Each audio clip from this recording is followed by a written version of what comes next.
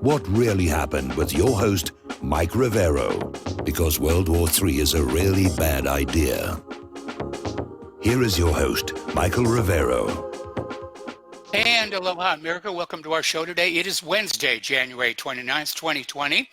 And we have got a lot to talk about today. The phone lines are open, 800-313-9443. Mike is in our control room, twiddling the dials, keeping us out of trouble and ready to answer the phone, put you on the air with your comments, questions, and opinions.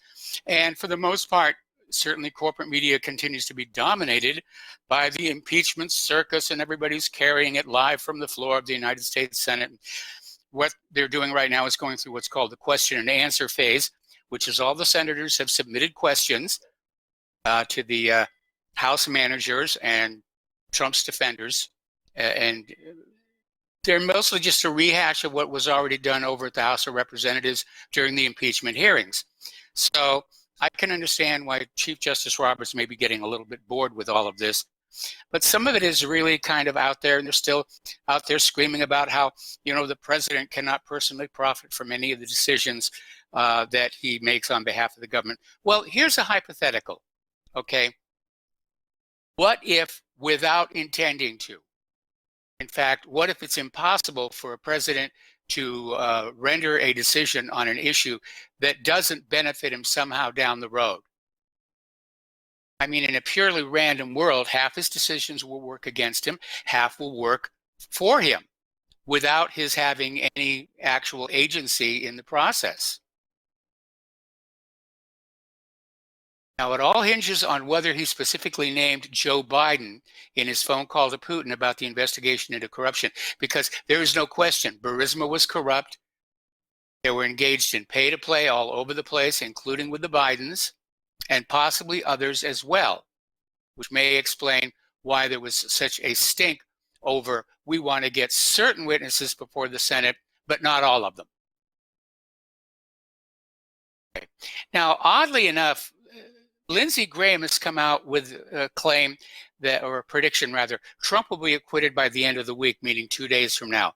I don't think so, and it may be because Lindsey was operating in a paradigm in which the GOP could block the witnesses, but right now it's looking like that may not happen. There are GOP senators who are saying, yes, let's get Bolton up there, and once you get Bolton up there, you're going to have to put everybody up there. There will be no royal road of witnesses where only the Democrats' favored witnesses get to testify and everybody else is told to shut up. They got away with that in the House of Representatives. They won't get away with that in the Senate, which is still under GOP control.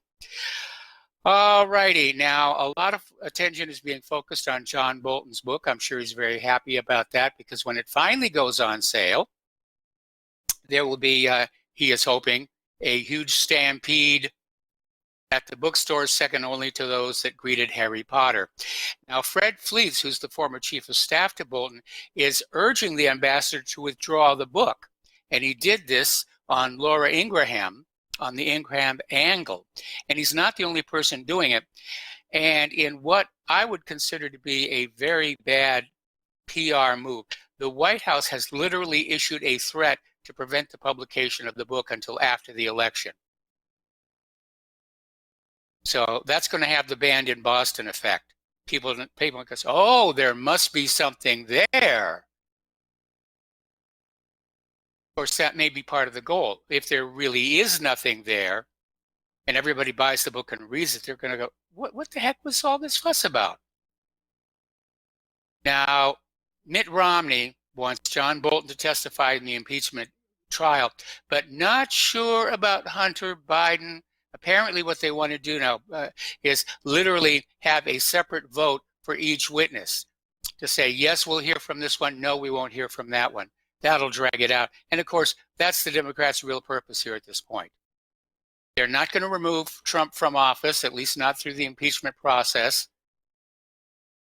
So their goal now is to drag this out in the hope it's going to taint 2020 election process in favor of the Democrats. Of course, we'll get a sneak preview of that this coming Monday during the Iowa caucuses when they find out what's happening. And so far down there, it looks like Bernie is pulling ahead. So we may be coming up with Bernie Sanders as the leading Democratic candidate again this election cycle. So anyway, all right. So right now, according to Lindsey Graham, Trump's defense team made a damning indictment, so will likely be 51 GOP votes to call on the Bidens and the whistleblower. Well, I'd like to see that happen because whistleblowers traditionally have gone public with their identities.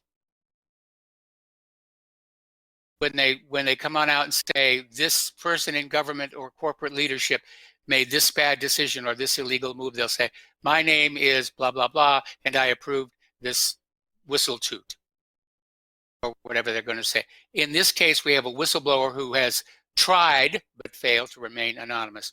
All right, let's go to the phones here to Chance in West Virginia. Aloha, Chance. Welcome to the show. What's on your mind? Yes, hello, Michael. I'd like to know what you think about this. Alan Dershowitz is on Trump's defense legal team. Now, I have to ask this. Here's a man who visited Jeffrey Epstein's pedophile island. He said he laid on the masseuse table, but he never removed his Fruit of the Loom skivvies. And he got a massage from an old Russian woman, probably named Nanuchka. Now, does this make sense to you? Does this sound like there's going to be any action taken to get down to the bottom of this case with Ghislaine Maxwell or an Epstein investigation? I don't think so. What do you think? No, it's going to go. It's going to go the way of the Franklin scandal.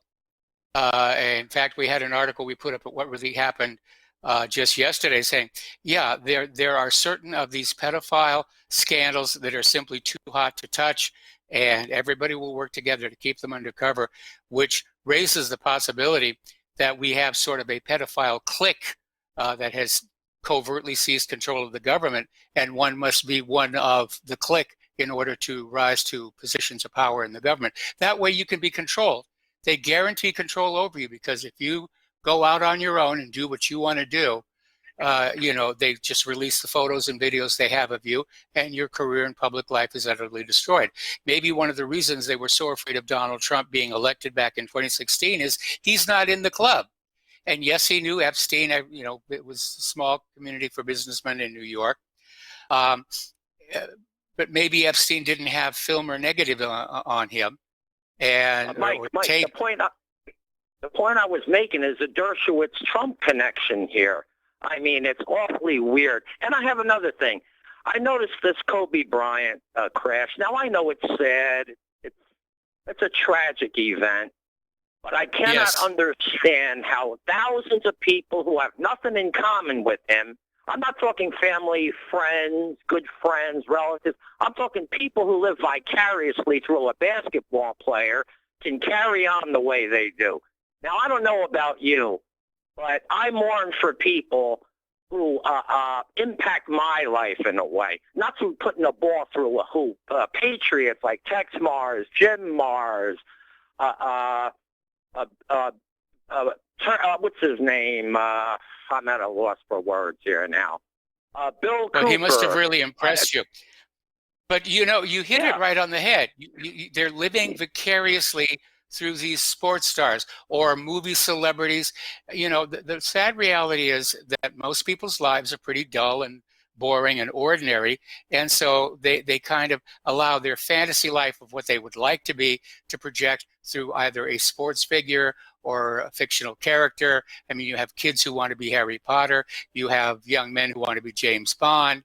You have young women who want to be Sheena, Queen of the Universe, or whatever it is that's out there. And they do start to project themselves onto those other people. So when something negative happens to them, or anything happens to them, they respond on that emotional level. I used to work in television, and I got to know a lot of the people who worked on what were called the soap operas back then, the daytime dramas. And it was weird. I mean, you'd have a character in this fictional TV series. This character would come down and say, I'm pregnant, and the studio would be flooded with these hand-knit booties that were being sent in by viewers of the show, for the forthcoming baby. And it's kind of weird, and at times it's a little scary to see. But you're absolutely right, and they're using Kobe as kind of a distraction from other things, I think. As long as we have brain-dead zombies in this country like this, I see no hope for the country. I see what they care about is so superficial. Now, I'm not trying to minimize the guy's death. Don't get me wrong. But as long as we have brain-dead zombie idiots like this, I don't see things changing for the better with a large segment of the population. This damn stupid. It just amazes me, Michael. Okay, thank you for taking my call now. Have a good show.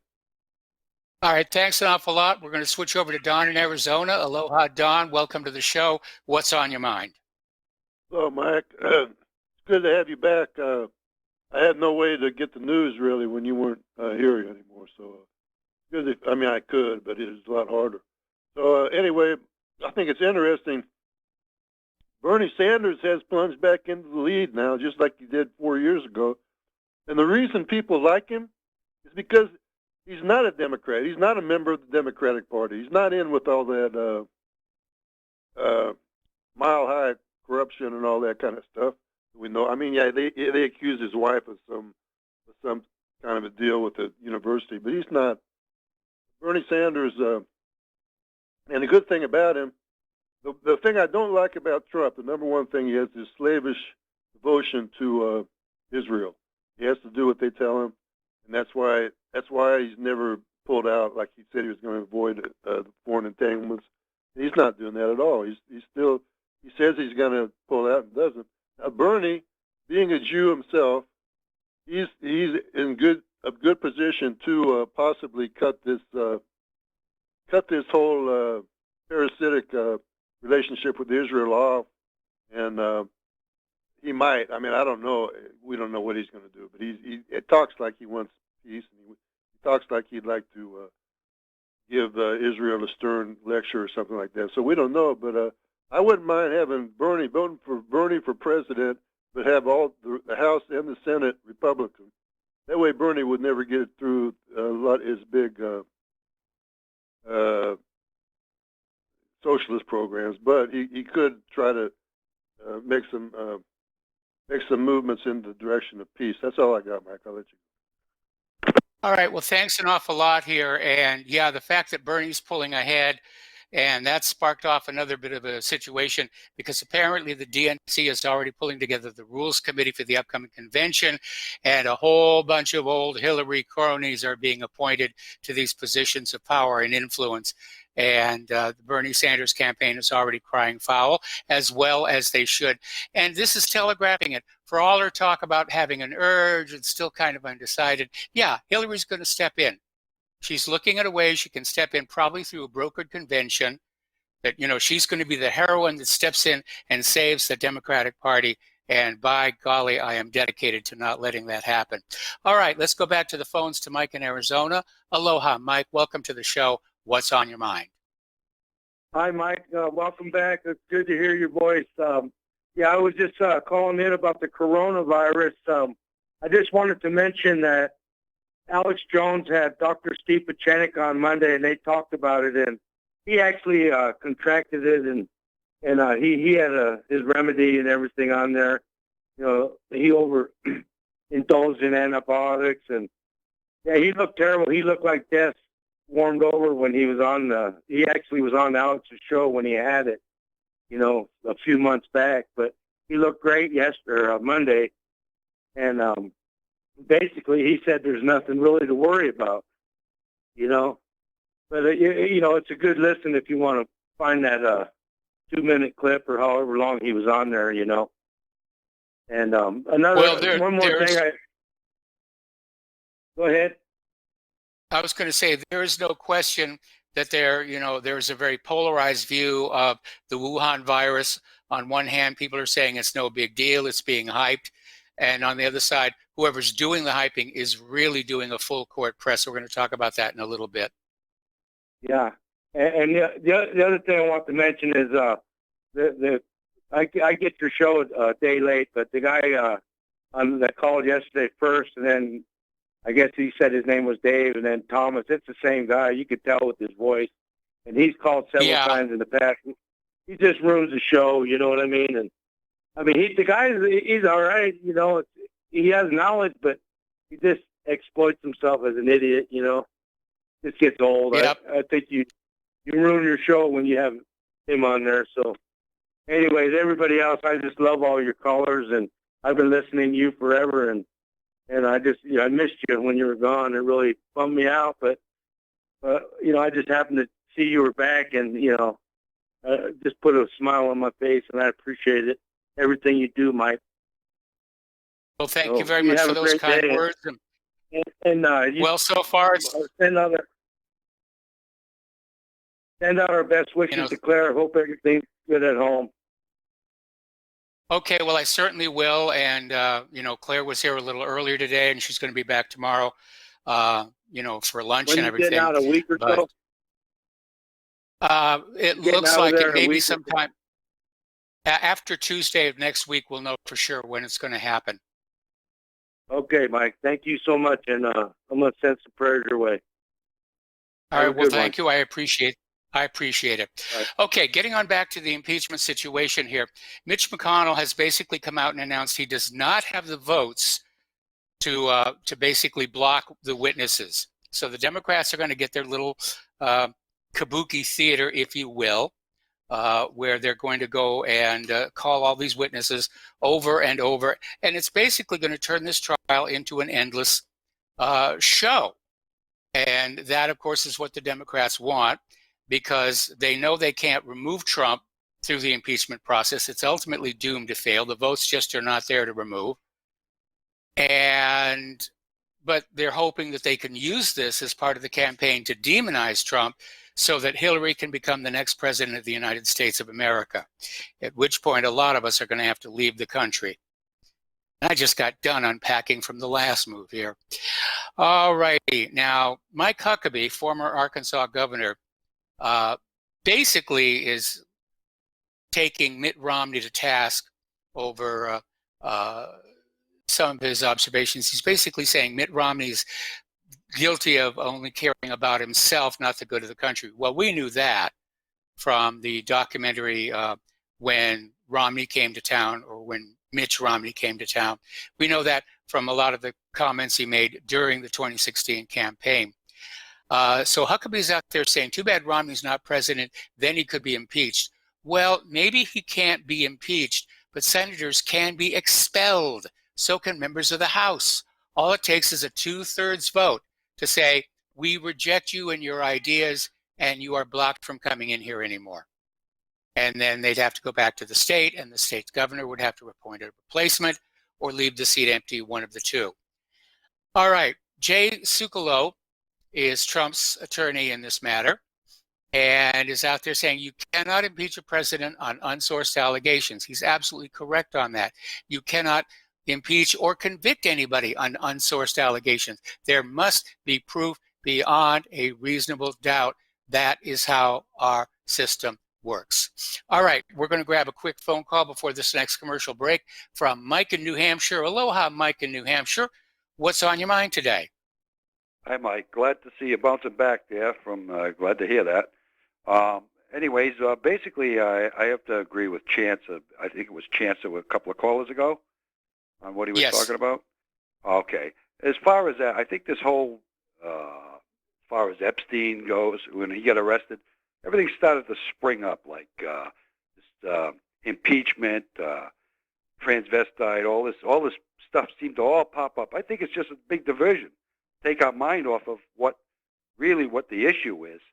Because if that ever was exposed, the list of Epstein's list, and I don't think he's dead, but that's just my opinion.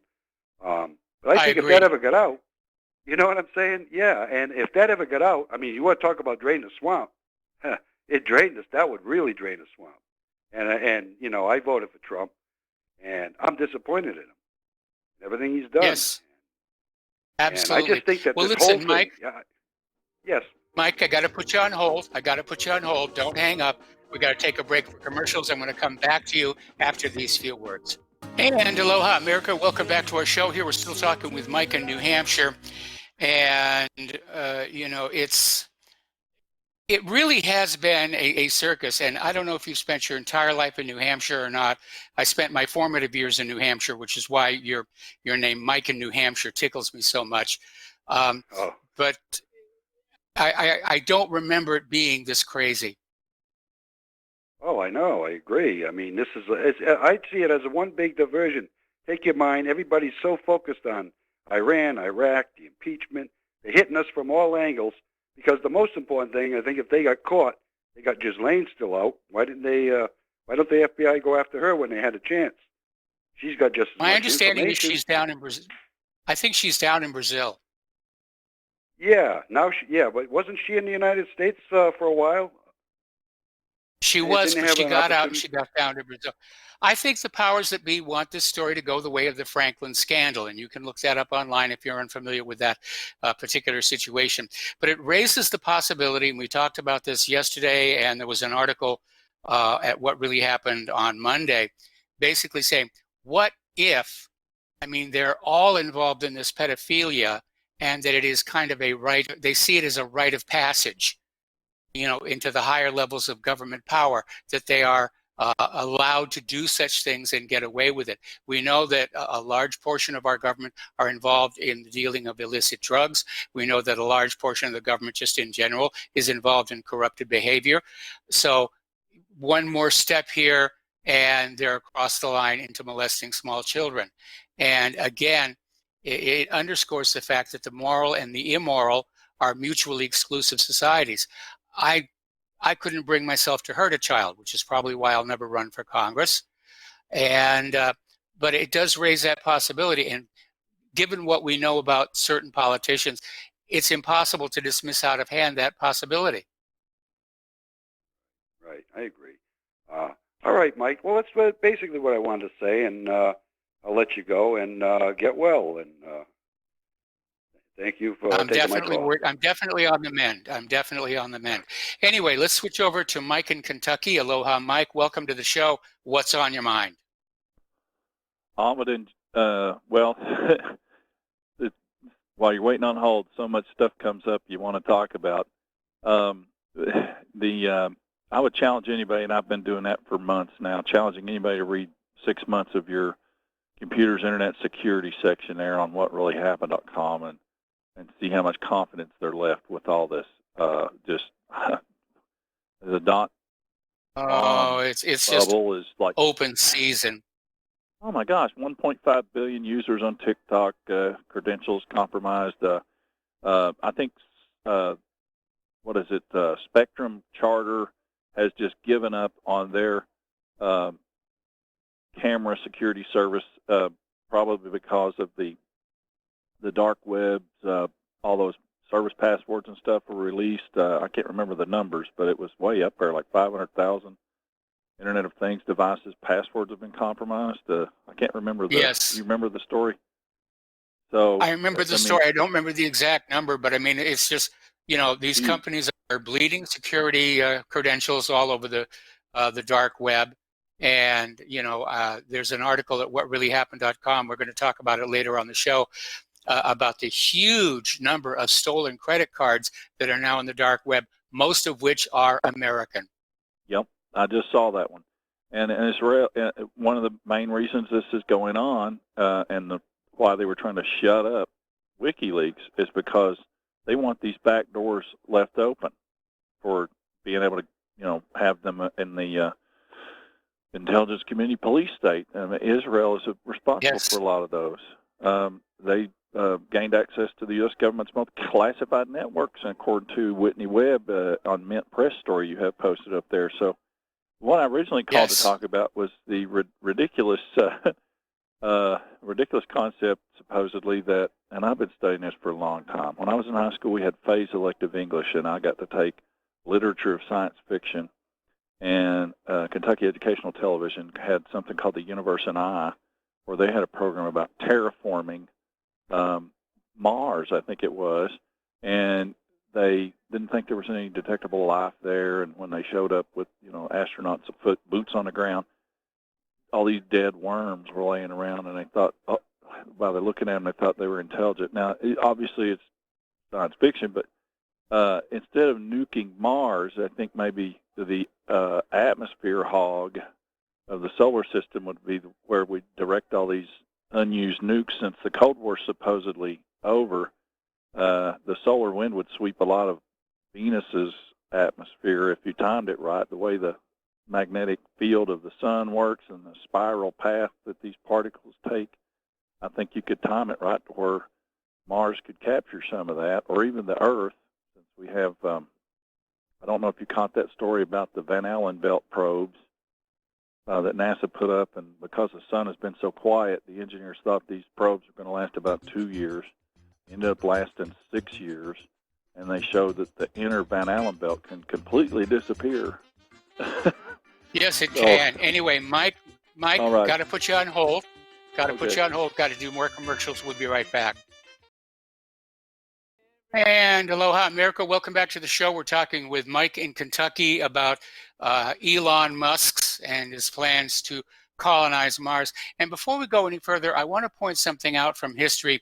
Most people, when they say, oh, they're going to colonize Mars, or they're going to colonize Titan, or they're going to colonize whatever, they have visions of, they're going to pack up and they're going to go on out there on the frontier.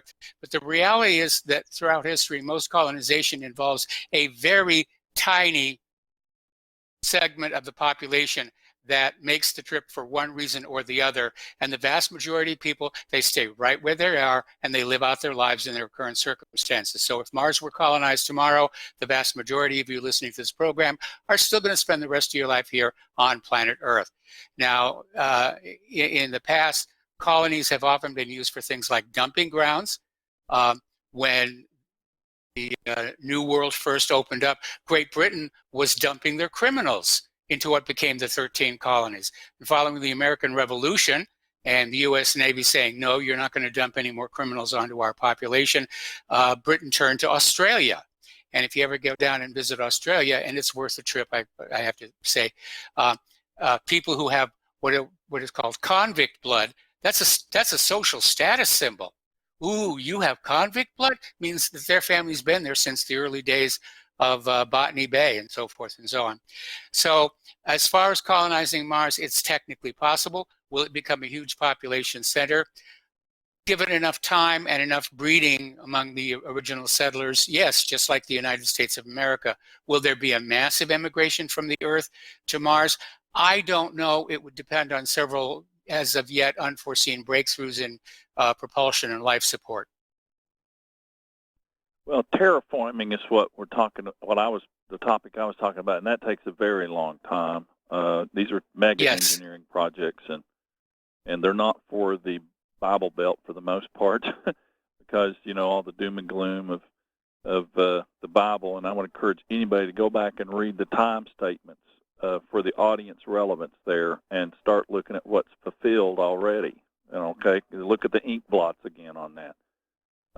So it's sort of a different rabbit trail for the topic here, but we, hopefully we could detect Nebrew or wormwood or whatever in advance to do something about it. But if we can branch out onto the moon, and I'm down the hill here from what Hal Rogers called the Silicon Holler Project. We have a space science center here that is I think it's the fifth. It was designated like the fifth tracking station. How many were there? Do you remember for the Apollo and manned moon missions and other missions? They only had I think they only needed 4, didn't they? Or this is like the fifth they one, had 3. supposedly. Okay, well, this one might be the 4th well, one. Can I get in here a little bit? Okay, there were 3 deep space network tracking stations, one at Goldstone, one at Madrid, Spain, and one down in Canberra, Australia. But there are dozens and dozens of smaller tracking stations around the world.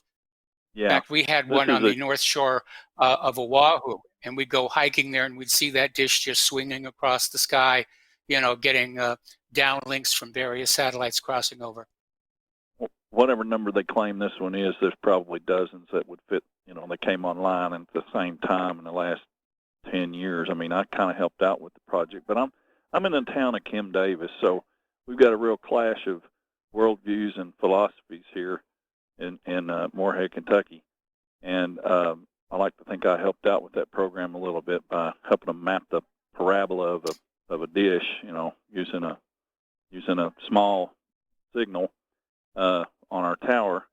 But the point being, there's a real clash of worldviews here, and the idea that it's all going to be over. Why fight them on the next flight has really hijacked a lot of Americans from participating and stopping a lot of this stuff. We've handed over so much of our society to socialist, I guess you'd say, or communitarianist Yes. agendas, and I think that that dispensationalism of the mentality of the last 150 years or so, brought on by the Schofield Reference Bible, has stopped us from being able to do projects like this, the mega engineering projects. And besides DuPont, I think we could. And Trump today talked about 1 trillion trees, and trees are 35 degrees warmer than grasslands, and so I've seen it said that we could cut down most of these monospecies forests that are probably owned by the Queen or Ted Turner, and plant hemp and feed the world, and use the hemp to fertilize fish farms. And I grew up reading Popular Mechanics, Popular Science, and Omni, and Futurology magazine, Carl Sagan's Cosmos magazine, and in a small town we had a couple of great magazine racks, and so a lot of that stuff never has come to the market, like the floating fish farms that could provide the world's protein needs. So suppressed technology, I think, is not whiz-bang Tesla. There's even simple stuff like that that's not being brought to the market. So Elon Musk. Well, a lot of it.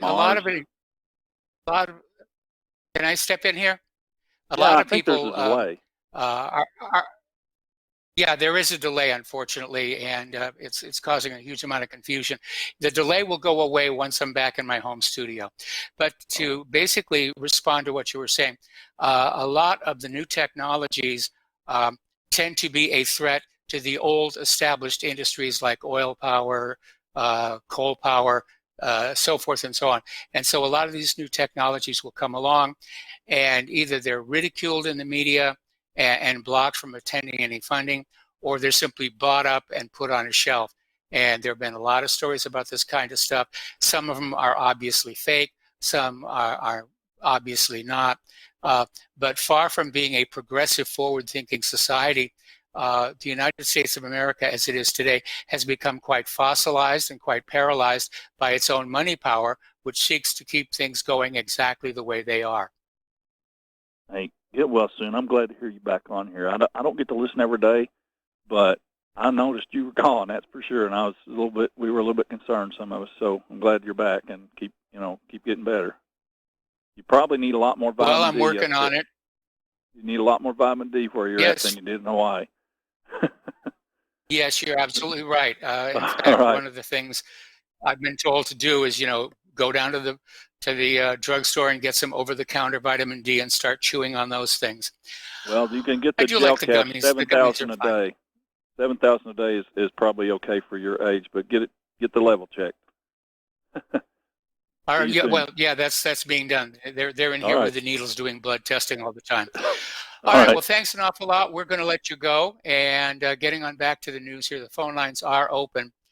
Apparently, over at MSNBC, they had a panel featuring John Brennan, who's now an NBC News analyst, former head of the CIA, and he's out there calling for the annual State of the Union address to be canceled over the impeachment hearings, saying that Trump should not be given a venue, if you were, to talk to the public while he's still under trial in the Senate. Well, kind of a gray area. I don't want to see the State of the Union canceled, mostly for traditional reasons, but I would caution Trump and his handlers at the White House, one of whom may be listening to this broadcast, I think.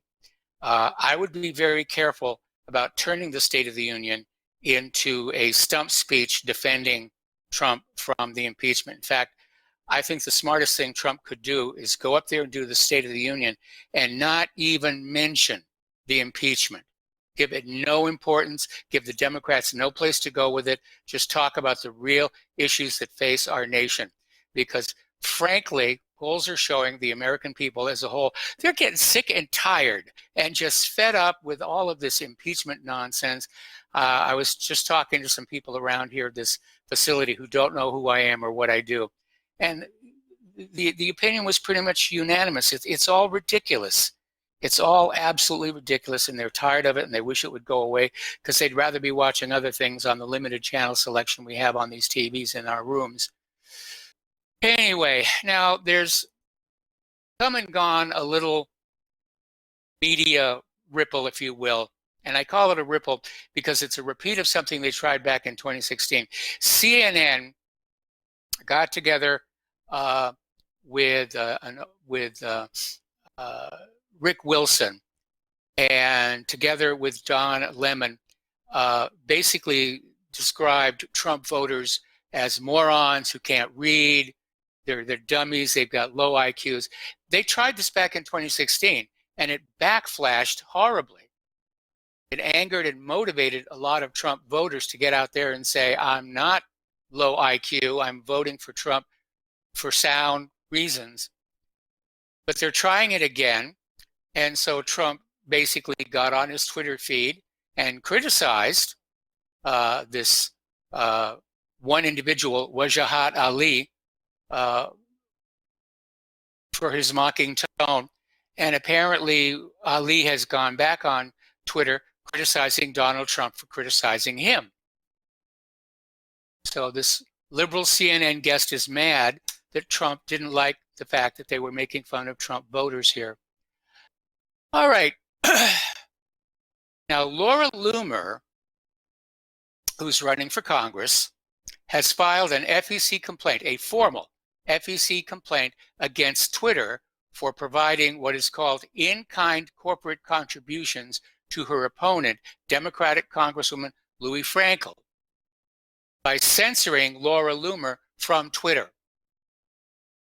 And I hope this moves forward, and I hope there is a lawsuit, because I think social media needs to be held to account that social media is supposed to be social media, not social filtration, although they're certainly doing it. And again, to me, this is another indication that in point of fact, Hillary Clinton is going to run again this election season rather. And all of this pretense about, I'm not sure, that's exactly what it is. It's pretense. You know, I'll bet a plugged Turkish lira that Hillary is stepping into this contest sometime before the convention. She has to do a brokered convention. She's missed too many of the primaries. So anyway, meanwhile, Adam Schiff, who was not doing too well out on the floor of the Senate today, he now wants to control artificial intelligence-based video analytics technology after the Gateway pundit used this same technology to connect him to a Ukrainian arms dealer. Remember what I said up above? Maybe the problem with this whole Ukrainian Burisma scandal, and they're trying to make it go away, is not that Joe Biden was involved or that Hunter Biden was involved, but that everybody's involved. We've been hearing rumblings that Kerry's kids were involved in this. So it may be that it's a significant part of what we would call the inner circle, the deep state, whatever, the swamp, were on the take from Burisma. And that's why they want to make sure that no witnesses get up there. I mean, the case has already been made that there was, in fact, corrupt behavior going on between the Bidens and Burisma, which means Trump had every authority to, like, say to Russia, let's look into the corruption. The entire case for impeachment to try and protect the corrupt and the profits coming in thereof rests on whether he specifically named Joe Biden or not. And all we have is a he said going on with John Bolton and everybody else here. So anyway, I just feel kind of weird being in the swamp because the world is in fact closing in. More and more people every day are getting online or they're talking to their friends and they're just, you know, the people aren't as easy to fool as most corporate media individuals say. And I think this situation with CNN, with Don Lemon and his guests, is a perfect illustration. They really, honestly, apparently believe anybody who would vote for Trump is of a lower IQ and therefore easier to fool and to snooker. And it just isn't so. Well, apparently, as you know, we're coming up on the first of the Iowa caucuses. The Democratic caucus is scheduled for next Monday. And Bernie Sanders is pulling ahead in the polls. Joe Biden is feeling the pressure. And apparently he was caught on tape, chastising a Democratic voter in Iowa for not voting for him. And finally, apparently grabbed him by the lapels and gave him a shake and said, well, go vote for somebody else, which I'm sure this Democratic voter is going to do. Turns out the voter in question is actually a state Democratic Party official. Bad move there, Joe. Bad move. So let's see. It's been 1,176 days since Hillary Clinton lost to Donald Trump in 2016, and she still has not gone away. Yeah, she's going to find some way to step in. Going to be the hero of the Democratic Party. I will save you from Donald Trump. Bernie Sanders can't save you from Donald Trump. I will save you from Donald Trump. Why? You didn't the last time. Now, here's an interesting little article, and it's out of AmericanFreePress.net, and it's talking about how this wave of anti-Semitism is currently being exaggerated. We know there have been quite a few hate crime hoaxes. We know that anti-Semitism is being given certainly more media focus than the wars, than Wuhan, than the impeachment. And of course, this is for Israel's political benefit. Anti-Semitism dominates the news cycle in the corporate media. And of course, it's been done to support Donald Trump's deal of the century.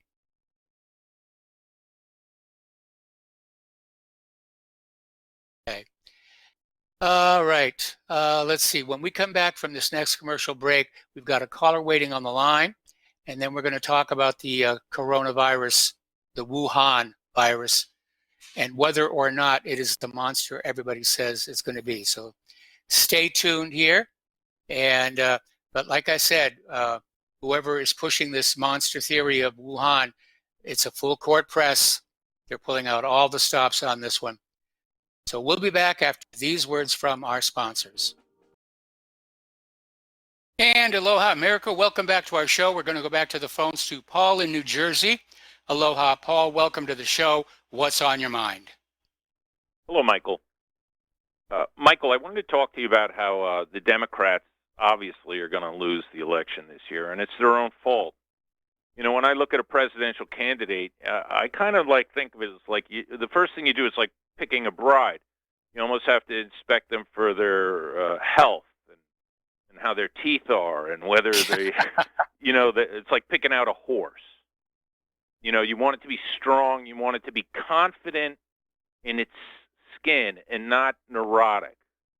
And definitely not senile, as in the case of Joe Biden. Fact of the matter is, if you look at the history of the Democratic Party over the past 60 years, the Democrats win after Republican fatigue. And when they run unknown, young candidates like John F. Kennedy, who defeated Nixon. Yes. Then you have Carter defeating Ford. Then you have Clinton defeating Bush Sr. And lastly, Obama beating Romney and who else was it? Oh, John McCain. So yes. As you can see, there's a pattern. When they're young and unknown, they win. But this year, what have the Democrats done already? They've already chosen 3 old war horses in their 70s. And in the case of Bernie Sanders and Joe Biden, they're pretty much pushing 80. Yes. And the senility in Biden is over the top. He's running around telling people not to vote for him, which is not a working formula to become president of the United States.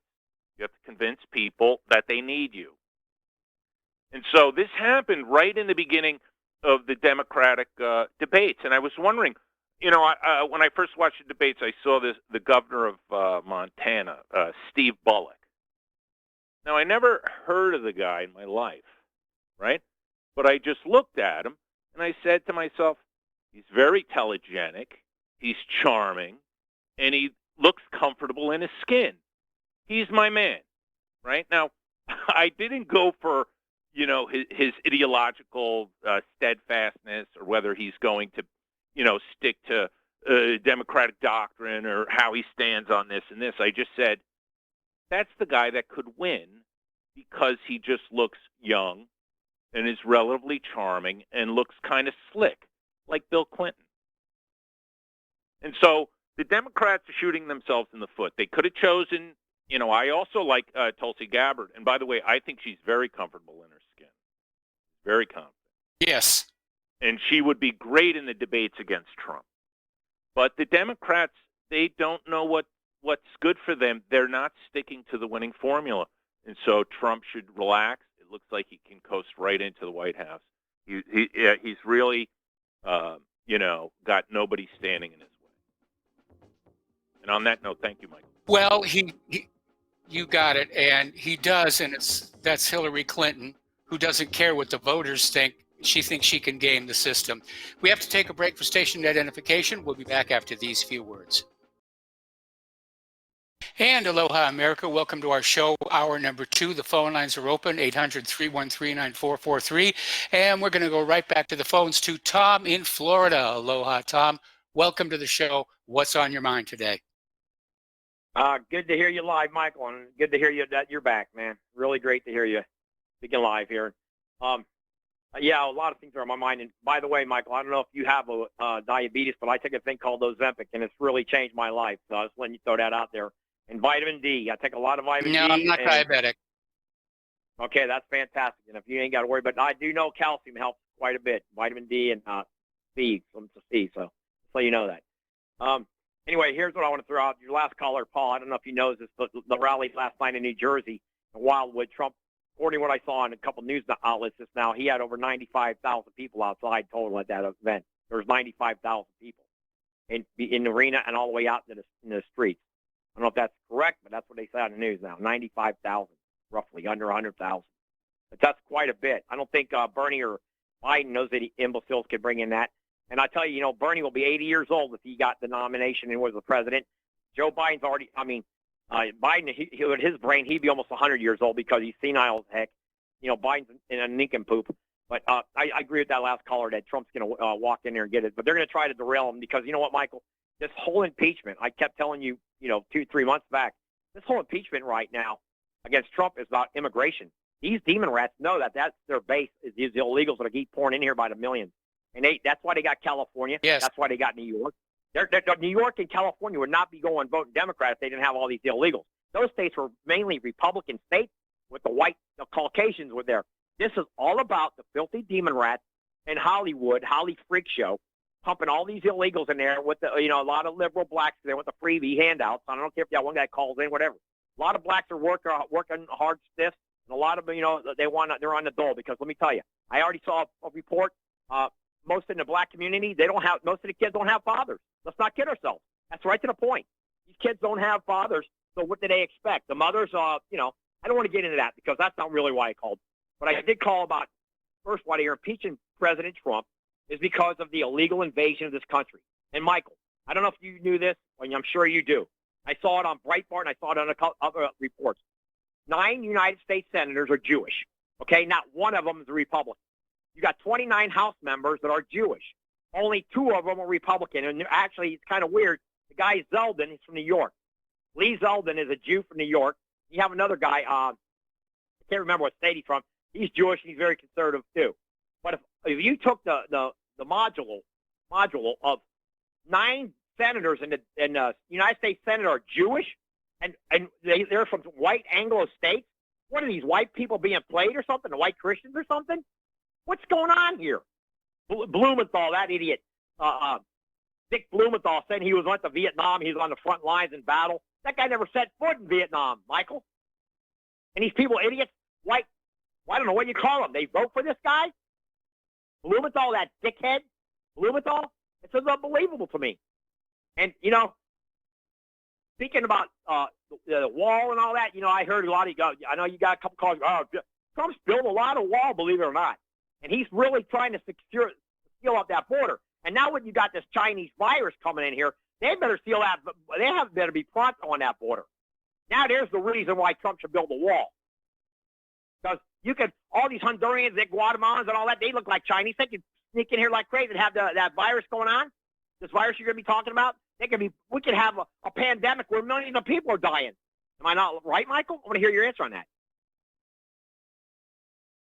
Well, it's distinctly possible. Whether it's going to happen, I don't know. That's still up for debate. And I tend to feel that the coronavirus is being fanned up as a media focal point, so that we're not really looking at the wars, that we're not really looking too closely at the deal of the century, so we're not looking at the Democrat meltdown on the floor of the Senate.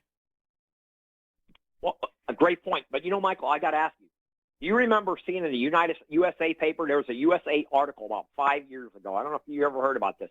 There was a Chinese general. There was a general in he was a head dog in the Chinese with the Taiping. And he said, you know what, if we have an all-out war with the United States, we don't care if we lose half our population. We'd actually be better for us. In other words, he was saying if you lost 500 million Chinese in a war, they would still have a half a billion people left. And they were saying basically, yes, bring them on because you're doing us a favor.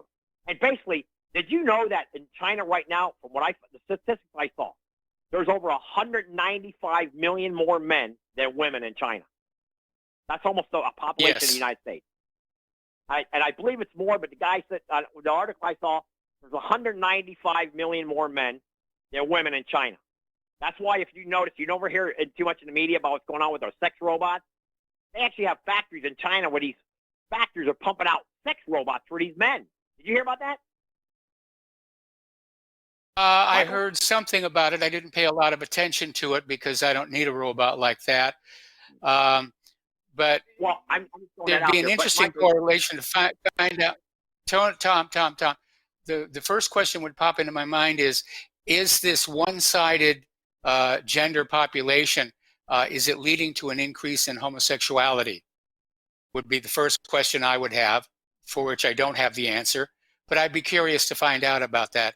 Second of all, believe it or not, the Renaissance period in history owes its existence to two factors. One, of course, was global warming, which made food abundant and inexpensive.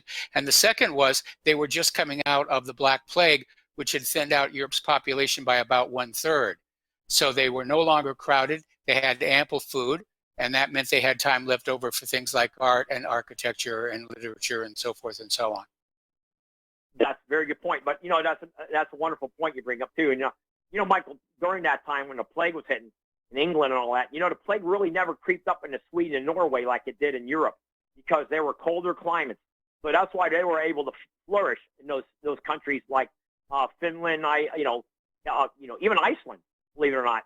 And those Nordic countries during the plague, the Black Plague, those countries actually were able to fend off because the rats and all that couldn't, they didn't like that ice cold weather.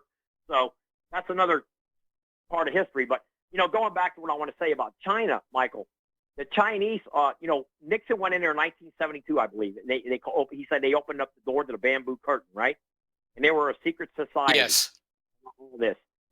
I remember my dad was telling how they made it such like the biggest mysterious thing in the world that Nixon's going to China and opening up the floodgates to China, and they were all on bicycles and they all had wooden hats on. And now look at them; they got they got better airports than we do in the United States. They got better, more robotics, and now they had a thing on the news today on I think better highways. Yes. They have better highways and everything, but they also have this, Michael. Did you see they have robots now that they built a hospital in 4 days? They built a hospital in 4 days. I don't know how many men it took. And now they got robots. They're going to, and I guess the Japanese may be helping them with this. I'm not sure, but the Chinese are going to use robots to go and take care of the people that are in quarantine, that are sick. Yes. They're going to use like robots to go in there, give them their medicines instead of actual human contact. They're going to use robots. I think that is what's going to happen. And like I say, the Chinese are way ahead of us as far as road construction and what I don't understand is we gave them the money for all this, and they're going after Trump for Ukraine. How much money did they close our factories for 40 years? If it wasn't for Trump exposing that, the American public didn't even know what was going on. 60,000 factories closed down. There should be Democrats right now in the gallows, man, and Republicans. They should be in the gallows for what they've done to this country, how they raped this country from the factories, the intellect, the capacity of how great the United States was back in the 50s and even in the late 40s. This is heresy with these. And, Michael, I get back to the point. How does 2% of the Jewish population of our country have 9 United States senators? And they're all Democrats. And they all hate the president. What's going on here? Not one of these Democrat senators can be a Republican? What's happened here? And they run Hollywood up, and they took that machine from Thomas L. Edison. I don't believe he was Jewish, was he, Michael? No, he was not. I don't believe Westinghouse was a Jew. They sure are making a lot of money off these Christian men. This is absurd. And then I watched this Adam Shifty Schiff Pencilneck, who's a Levi, and was in the house. Goes to Ed Buck's house 16 times. This guy's visiting Ed Buck for money. How come that ain't all over the news? The bug eye Schiff with Ed Buck. How come the media don't talk about that? I want to know. I want an investigation about Adam Schiff. Where's he getting all his money from? How did he get financed? Become a congressman in California when they could easily put a Hispanic in there.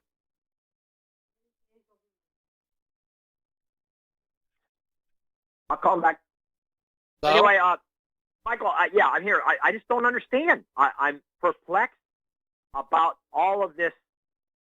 Why that, like I said in the past, I don't know why all these rich white Anglo-Christian males are supposedly, they're so wealthy and they're such Christians, they can't even buy up one of these major networks that are all leftist communists, ABC, NBC, CBS. Michael, this thing, we're on the verge. I guarantee it. I'm going to tell you what I got a real good hunch. Bernie Sanders is going to be the Democratic. I'll tell you why. Because all of these corporate media outlets are losing money like crazy, and the conservative millionaires don't want to lose that kind of money that rapidly. The liberals don't care because somehow or other they'll get it back from the government. Well, okay, then you answered my great answer. But that OAN seems to be doing good. The One American News Network, and I don't know how Fox is doing. But Michael, going back to the whole thing about this impeachment, I mean, here Trump is trying to tell the Ukrainians, hey, we're going to investigate this guy Biden because his son's so corrupted. The guy's been, Hunter Biden has slept with 4 women in the last 3 years. He's got, 3 kids by all these different women. I don't know about the brother's wife. I don't know if she had a kid by him or what's the deal with that. But here's a guy who got kicked out of the Navy, okay, for cocaine. And this guy's making millions of dollars, and they're going after Trump. And I like to know how much money Biden's brothers got, the sisters got, Joe Biden actually got. And the real truth of the matter is, if they're going to have witnesses on this, Michael, they need to bring Obama in. Obama is the key to this whole thing. Like I told you on your show months ago, Mitt Romney, that hypocrite, they had a picture of Louis Farrakhan, Al Green, Mad Maxine Waters, and Louis Farrakhan with Obama. And Obama's got his arm around Farrakhan. Can you imagine if Trump were to do that with Duke? Could you imagine? They would forget. It would be unrelenting. It'd be 20. They wouldn't even have bullhorns going on the street saying impeach President Trump. But Obama gets to slide? Why does Obama slide, Michael? Why? Well, he's a Democrat, he's black, and for that and other reasons, he's considered untouchable. Right now, one of our earlier callers this week basically laid it. One of our callers earlier this week laid it. Go ahead. One of our callers pointed out earlier this week that as far as the corporate media is concerned, it's the white heterosexual male who is fair game for being attacked and smeared. And yeah, all these other people, they're being given free passes. It's like this sick, twisted Monopoly game where, if you start out as a white person, you get less money, and the rules change for you. It's like when you take a little card off the deck there. It says, if you are this color, follow this instruction. If you are white, follow this other instruction. I mean, it's becoming that blatant. It absolutely is, Michael. And let me tell you, I can give you firsthand knowledge of that, because in these county government jobs, they'll bring people in with green cards to give them jobs. I'm talking solid waste, transit, all these departments in these county municipalities. They'll give that job to a green card holder before they give it to a white American. Try to get on the fire department in Dade or Broward County as a white male. See how hard it is. You better have war experience, and you better went to Iraq and all that. It's just like when I tried for the fire department. You had to be a Vietnam veteran to even have preference points, and they still wouldn't hire you. So I know all about affirmative action, Michael. I've been there, done that. That's why I'm very bitter about what happened in my life financially, because I lost a lot of money. And I tell everybody on your listening audience, you want to take your government back? Go work for the government. You want to take it back? Go work for the government. I complain about what's going on in the government because I'm exposing them. But I tell you, I will say one thing about Trump. He's exposing a lot of this nincompoop stuff that's going on for the last 50 years, what these socialist Bolsheviks are trying to do to our country. And the main thing they're doing is to flood this country, the illegal immigration, and then make the white man cower down. But that didn't happen, Michael, in Virginia the other day, did it? What happened in Virginia? No. Nobody got hurt. Nobody got shot. Everybody's all panicking. I called John Show, and I told him, there ain't going to be nobody get hurt because the white people ain't that damn dumb. And you know what? Nothing happened. One guy was really scared, and I told him to calm down, it'll be all right. And you know what? Nothing happened. But you know what? That was a show of force that, hey, we run this country. You know, Michael, we're the majority rules. And the white Anglos are still the majority of this country. And as long as we are, we're going to rule this country.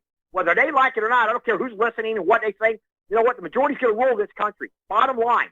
No more just thinking we got to kiss down a kowtow or cow down a kowtow to anybody. No, it doesn't work that way. Like when you go to South Africa, who's in the majority over there? They rule, don't they? Yes. In Russia, the majority of the Russians rule. Wherever country you're in, you rule. That's how it's got to be. We're going to be subjected to no more nonsense. We're going to be telling the truth, and this is how it's going to be. It's going to be that who the majority makes the rules. He who has the gold makes the rules. Unfortunately, we know who has the gold in this country. We allowed it. So a lot of leftist Bolshevikism, and it's got to stop and desist immediately. You don't see those Israelis telling their citizens in Israel to take away their guns, do you? They all walk around with Uzis. No, they hand them out. They hand them out in Israel. Who's kidding who? This is and you know what? Everybody I'm talking to, Michael, let me tell you, they're waking up, their eyes wide open, man. Wide open. I got buddies, man. You know, I ordered $150 from Liberty Stickers. I'm still waiting for them. I ordered a bunch more a couple months ago. I'm giving all the stickers I can out because you know what? With the gun, you're a citizen. Without the gun, you're a subject. And they're having a great documentary coming up about George Washington in February. Can't wait to watch it. It's going to be a 3-day series on Washington. It looks fantastic. So, you know, with the gun, you're a citizen. Without the gun, you're a subject. And you know what? The people of Virginia said that, Michael. We're not going to be taking no more crap from these demon rats or nothing but socialist Bolsheviks. If they don't like this country, go to Cuba, go to Venezuela, or go to Russia, or go wherever to China. Actually, I say send them all to China. That'd be the best thing. The high road, let them go on the T to China. T road to China. That's what I think. That's all. You know, this is all nincompoop nonsense what's going on. And you have, your one caller, that last call, Paul was right. The only woman I would maybe vote for if I was a Democrat was Tulsi Gabbard. The rest of these Democrats are nuts. They're insane. You hear them speak. They want to give away. You got Buttigieg and Pocahontas. I mean, Michael, what is going on in this country? This is insanity. Well, Pocahontas is starting to really sink in the polls, so I think we can sort of, not pay a lot more attention to her right now. As far as prior to Hillary's storming the Bastille, as it were, it really is Biden and Sanders is ahead. Yes, I believe it's going to be Bernie all the way, and I wouldn't be surprised, Michael, if he picks that AOC or whatever, that loon brain, AOC. I got an idea for her. She should go to Puerto Rico. They're having a lot of earthquakes. They could use her help over there, in and out water and stuff. So let her go over there. She's full of crap. That's another nincompoop, next bartender or barmaid or whatever she was doing. Another joke. But people vote for these people, Michael, because they're so uneducated. They're so discombobulated. I don't know what the word is. It's disgusting. But, we'll see what happens. What I've seen in this whole impeachment nonsense, Michael, is the American people are waking up. I even have a couple friends of mine who are Democrat liberals, and they're fed up. They've had enough of this.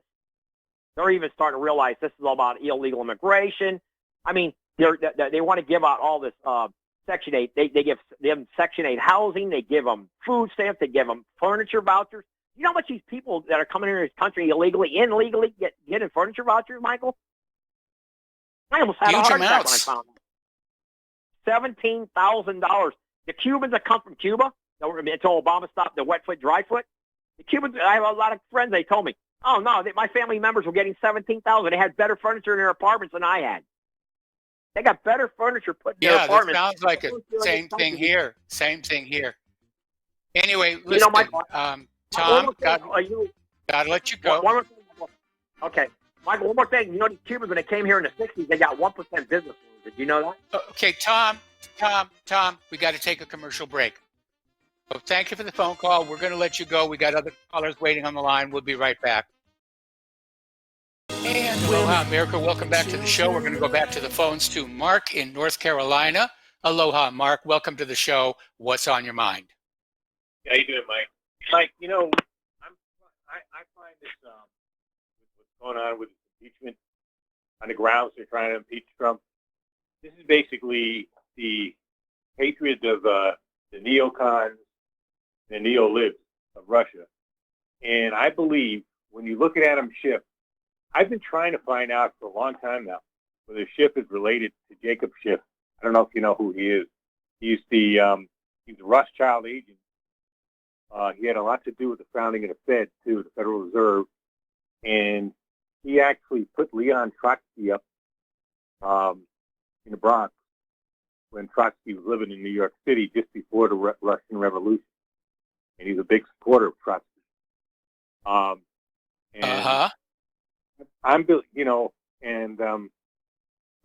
think that this hatred by these neo-libs and neocons has to do something with the anger against the fact that Stalin finally off Trotsky. He had him rubbed out in 1940 after expelling him from the country.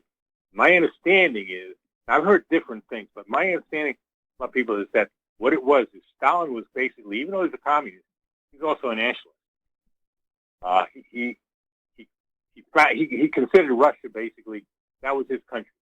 And I know he was from Georgia, but at that time, Georgia was really, even before the Russian Revolution, before the Soviet Union, right? Georgia and many other countries like that, Ukraine and all, that were part of Russia. So he was basically a Russian nationalist, as well as being a communist. Trotsky was a globalist, even back then. He wanted to push continued revolution around the world and use the Russian army, or the Soviet army at the time, the Red Army, as a tool to push communism, his form of communism. Sound familiar? Because right now, a lot of these neocons, that's what they want to do with the U.S. Army. They want to push whatever agenda they have around the world, hegemony, around the world using the U.S. military to do it. So I think, again, like I said, I'm not sure because I can't find it out. I've been Googling it. I've been trying to find out other search engines, whether Schiff is actually grandson or maybe great-grandson of Jacob Schiff, who was a particularly evil scumbag. There are two problems with that. There are two problems with that, and the first is that Schiff is actually a fairly common name. And the second is that just because somebody is the grandson of a particularly evil person doesn't make them necessarily automatically evil. There may be some influence there, but I keep thinking about these people who were doing one of these genealogy searches and discovered they were the great-grandchildren of Ursabat Bathory, who was this very evil, horrible person in Europe, but they themselves were perfectly fine human beings. So it's a little bit of a weak case there. But I do thank you for that history of the early formation I do agree with you on that, Mike, what you just said, because you take, for instance, I don't know if you know who Max Blumenthal is. He's a real investigative reporter, and he's Yes. they tried to put him in jail recently, and the guy is and it's hard to believe, but he's actually the son of one of the most vicious politicians imaginable. That's Sid Blumenthal. I found it out. I was surprised. Again, the apple does not necessarily have to fall close to the tree, but sometimes it does. Now, what I'm just saying is that might be the motivation of Adam Schiff. It's not that, he's showing almost irrational hatred for Russia. It's, it makes absolutely no sense. Not even the Soviet Union anymore. Putin is not, Putin is a very decent religious man, and Russia is fast becoming that shining city on the hill, and we're rapidly becoming the Soviet Union. Okay, but Schiff has a irrational hatred of Russia, and so do a lot of these other neocons. This Marie Abramovich, whatever her name is, and the fat colonel there, what's his name, Lindman or whatever it is, Vindman, the fat. All right, well, let me cut in here a little bit. Let me cut in here a little bit, because we're almost out of time on this segment anyway. The first thing that I would do if I were in your position is I'd get a picture of Adam Schiff and I'd get a picture of the elder Schiff and see if they at least physically look alike, because over the course of just 2 generations there shouldn't be that much of a change. So that would be step number 1. Okay, I'll try that. And like I said, the thing is this: if you want to know anything more about Jacob Schiff, there's a video online, if you can still find it, by the guy's name was I forget his name now, but he made a video back in the 1960s, and he described Schiff, Jacob Schiff, and his relationship with Trotsky.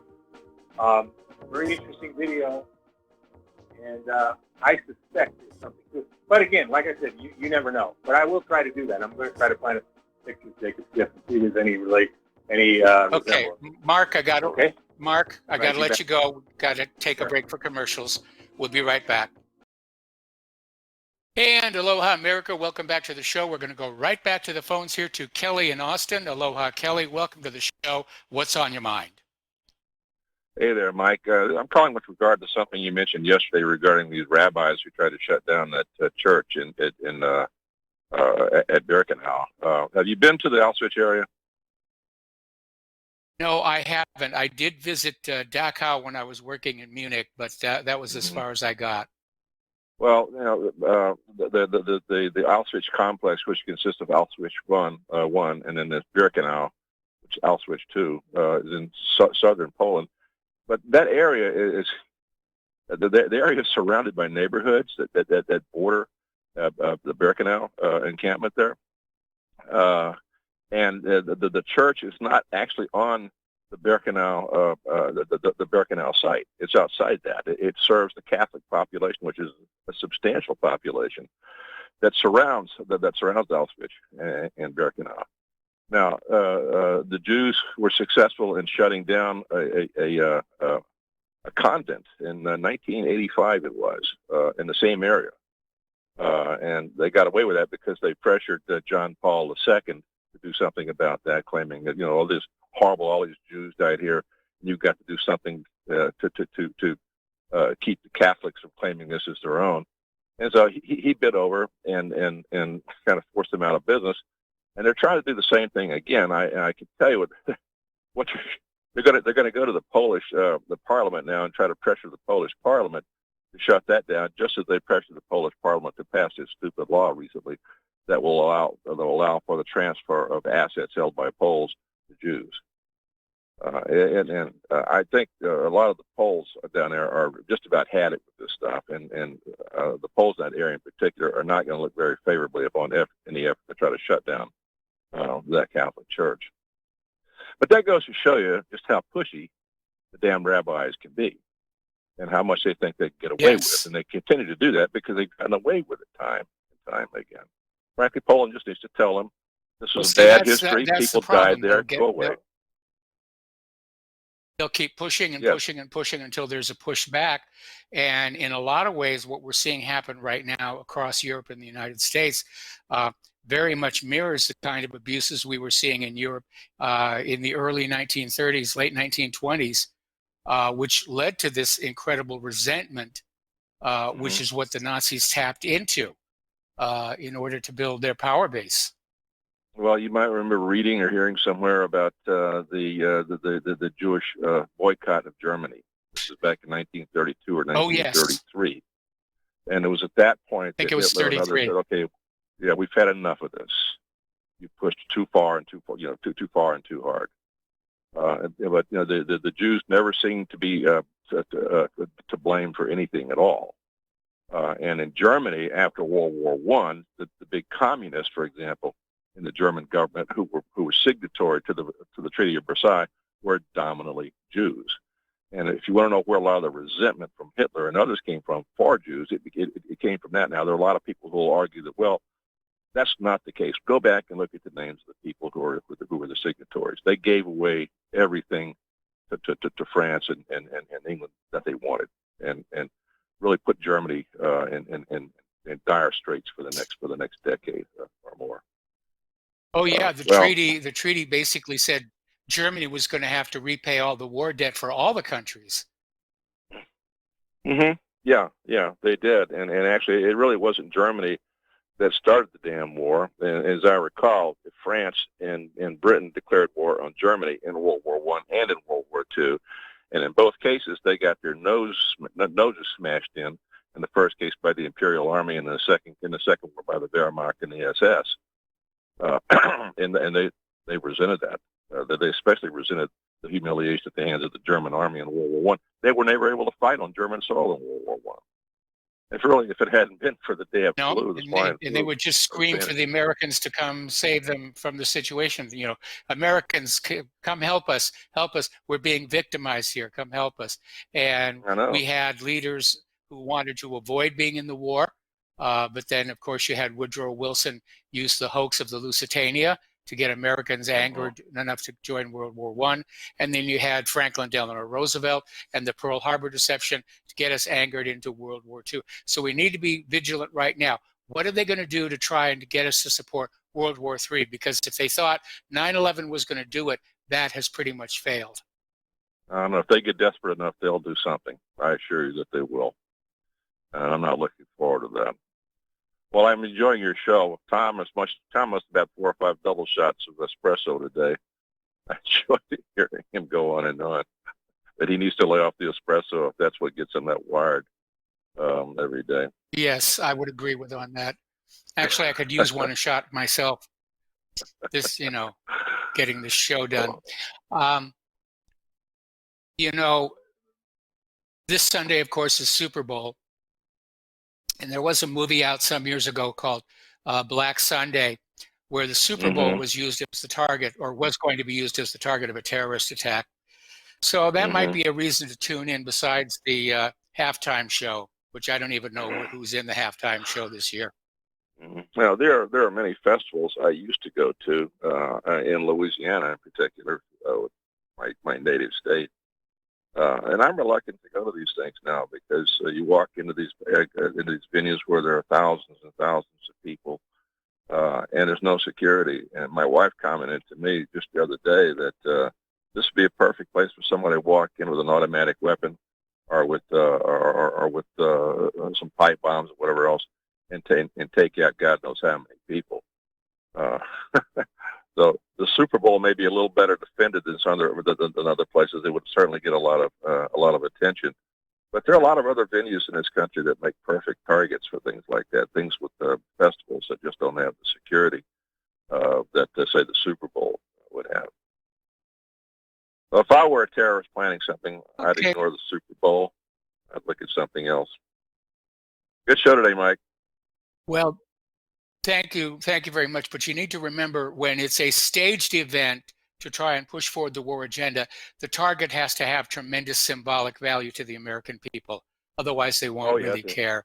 Anyway, listen, and nothing is more thanks a lot for symbolic the than phone sports. call. Certainly. Bye now. All right, bye-bye. We're going to switch over to Tony in Puerto Rico. And Tony, I'm glad you called on in because I had some questions about what's rocking and rolling down there. So what's on your mind?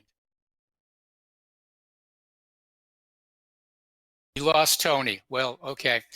As you know, yesterday there was a 7.7 quake between, well, just off the coast of Cuba. And there had been some quakes in Puerto Rico a few days before, not really major, and it didn't make the news. But now, of course, everybody's wondering, is it part of the same swarm? Are we seeing the beginning of a whole new cycle over there in the Caribbean? So maybe Tony will call back in and give us a firsthand report about what happened there on the ground. All right, so let's talk about the coronavirus. And again, there are two schools of thought being expressed out there. One is that there's this monster that is going to destroy the planet Earth, or at least the human beings on it. And the other being that, like SARS and MERS and bird flu and swine flu, that this is just being hyped up to push vaccine sales, to push for a unified government to deal with this health crisis and so forth and so on. And they are pushing very, very hard. Now, according to the official sources, there is a fourth coronavirus victim confirmed in France, and apparently 3 more confirmed cases in Bavaria and Germany. In one case, the new victim is the wife of a taxi driver who contracted the disease supposedly by being exposed to some Chinese travelers. So what we have here now is a non-Chinese human-to-human transmission, if in fact true. Now, CDC has issued yet another alert, and the U.S. is activating their so-called coronavirus centers, their quarantine hubs in San Francisco and so forth. All right, let's go back to the phones here. Peter in Los Angeles, aloha, welcome to the show. What's on your mind? Yeah, hi, Mike. Listen, I just, I know I sent you a couple articles. One of them was out of UNS by a guy called, I think his name is the Saker, talking about yes. The Virginia rally and the vilification of a group called the studied vilification of a group called the Base, which they identify, the police and the FBI identify as this white supremacist organization that is violent and white supremacist and all that kind of stuff. And then another article about how they arrested a couple of people prior to the Virginia rally, and they were leadership of the Base, and they were saying that they just missed by an inch some horrible event that was going to be touched off by these white supremacist groups. And then there's another article where the leader of the Base was found to be an FBI informant. Yes. Big surprise. I did see those, and I put them up. And 3 articles, and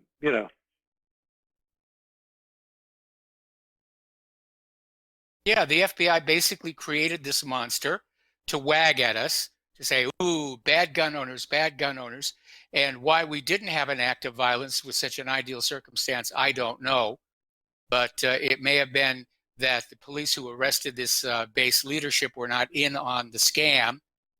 And that's why this whole thing was made public. But we've seen this happen so many times before where, these incidents really are, they're fake, they're phony, the government is manufacturing. The government doesn't care how many innocent American citizens they have to kill to get the rest to be obedient little servants. Yeah, that's exactly right, Mike. And it's it's interesting. The Base, they use that with Al Qaeda. When Al Qaeda, we created Al Qaeda for the Soviets, against in the Afghan war in the first one, and then they became they were good guys then against the Soviets, and then of course they were bad guys then when they supposedly attacked us, and then they became good guys again. Yes. It's just a ridiculous narrative. And can I say something about that Auschwitz rabbi thing that the gentleman just talked about? Certainly. They have, I I was trained as a logistician. Went to the Command and General Staff College and all that, and it's big on staff work on how many rail cars it takes to move a division and how long it takes and the dispersal between the trains. I mean, all these are minutely timed out with in these tables that the military's had for years on mass movements of people, right? And Raoul Wallenberg, who wrote the Destruction of Europeans, it's the Bible. It's the seminal work that started off the whole Holocaust narrative. And originally, when we were brought up, because I'm your age, it was said to be that there were 6 million Jewish victims of the Holocaust, but there were also another 5 or 6 million who were non-Jews. The gypsies, the political thing, yes, the mentally defective, the mentally retarded, the gays. Yeah, all that stuff. And I began, and this is the reason why I got to questioning it to begin with, is when in a massive labor shortage, during World War II, and the Germans never mobilized the women the way that America did in World War II in the workplace because of the ridiculous Nazi ideology. But at any rate, a horrible labor shortage and a horrible transport shortage, right? The Germans mobilized 16 million people overall during the war, which is about what the United States did, with a much smaller population base, 80 million versus 130 million. And we're fighting wars, of course, in North Africa and Italy and the Balkans and Western, Northwest Europe, and of course the Soviet Union, and even up into Scandinavia. So they had troops everywhere, and a massive labor shortage as well. And if you're going to kill people, why would you? I mean, just to house 11 million people, if the original narrative was right, which they went by. Of course, that was found to be wrong. But imagine building the housing for 11 million people to house them for any length of time. The building boom, and then to round them up. And I keep telling people, imagine how many people it would take to round up illegal aliens just in LA County without a war, without a transport problem, without a labor shortage. It would be horribly, almost impossible to do. And of course, with no threat of being shot, because let's face it, the Germans were shooting people and killing people as well. But it would be almost impossible to do. But at any rate, with the trains and all that, why would they round these people up using all the troop strength it would take to do that? Move them to a railhead, feed them the whole way, transport them to these places that had to be built from scratch to house all these millions, and then just kill them, when there was a labor shortage. And of course, that's what it was. They were labor camps, and there were atrocities committed. The whole thing was an atrocity, slave labor and all, but they weren't murdering them with gas chambers and soap and all that other stuff that is found to be lies, complete lies. And I have been to Auschwitz, as a matter of fact. But imagine all the transport problem it would take to do that, when it would just take a dime or a nickel for an 8mm Mauser bullet to shoot somebody and put it into it without feeding them and moving them and erecting facilities for them and all that kind of thing. It's insane. It's a very good point. It's a very good point you raised there. Yeah. But even when I went to Dachau, the tour guide said, contrary to what you've heard in history, this was a factory. It was a slave labor camp, but it was a factory to make material for the German army. That's where most of the Germans got those uniforms and boots and all the rest of it. It was being made in those camps. Well, even Schindler's List refers to, I think they were making mess kits or helmets or something, and that's what they were doing. Why would you want to kill people who you could use as slave labor, and they had to do that? And by the way, the German transport system, starting in 1944, you want me to hang on or should I? Yeah, Peter, hang on. We're going to put you on hold. We'll be right back after these few words. And aloha, America. Welcome back to our show here. We're on the phones. We're talking with Peter in Los Angeles. We're talking about some of the history of World War I and World War II. And we all know that during these major wars, bad things happen to ordinary good people. And afterwards, it's all lied about. And we know that truth is the first casualty of war. And we certainly are living through a period of war scale deception and lies and fraud right now. So my concern, of course, is that we're headed for a third world war and that we're going to lose this one. Yeah, Mike, I agree with you on that as well. You've been saying it for years, and I agree with you for the same reasons that you're saying it, about the money, men, morale, manufacturing, all that. But if I could just go into one more thing before and that is, not only did they not have the rail capacity to do this, and why would they? It's so inefficient.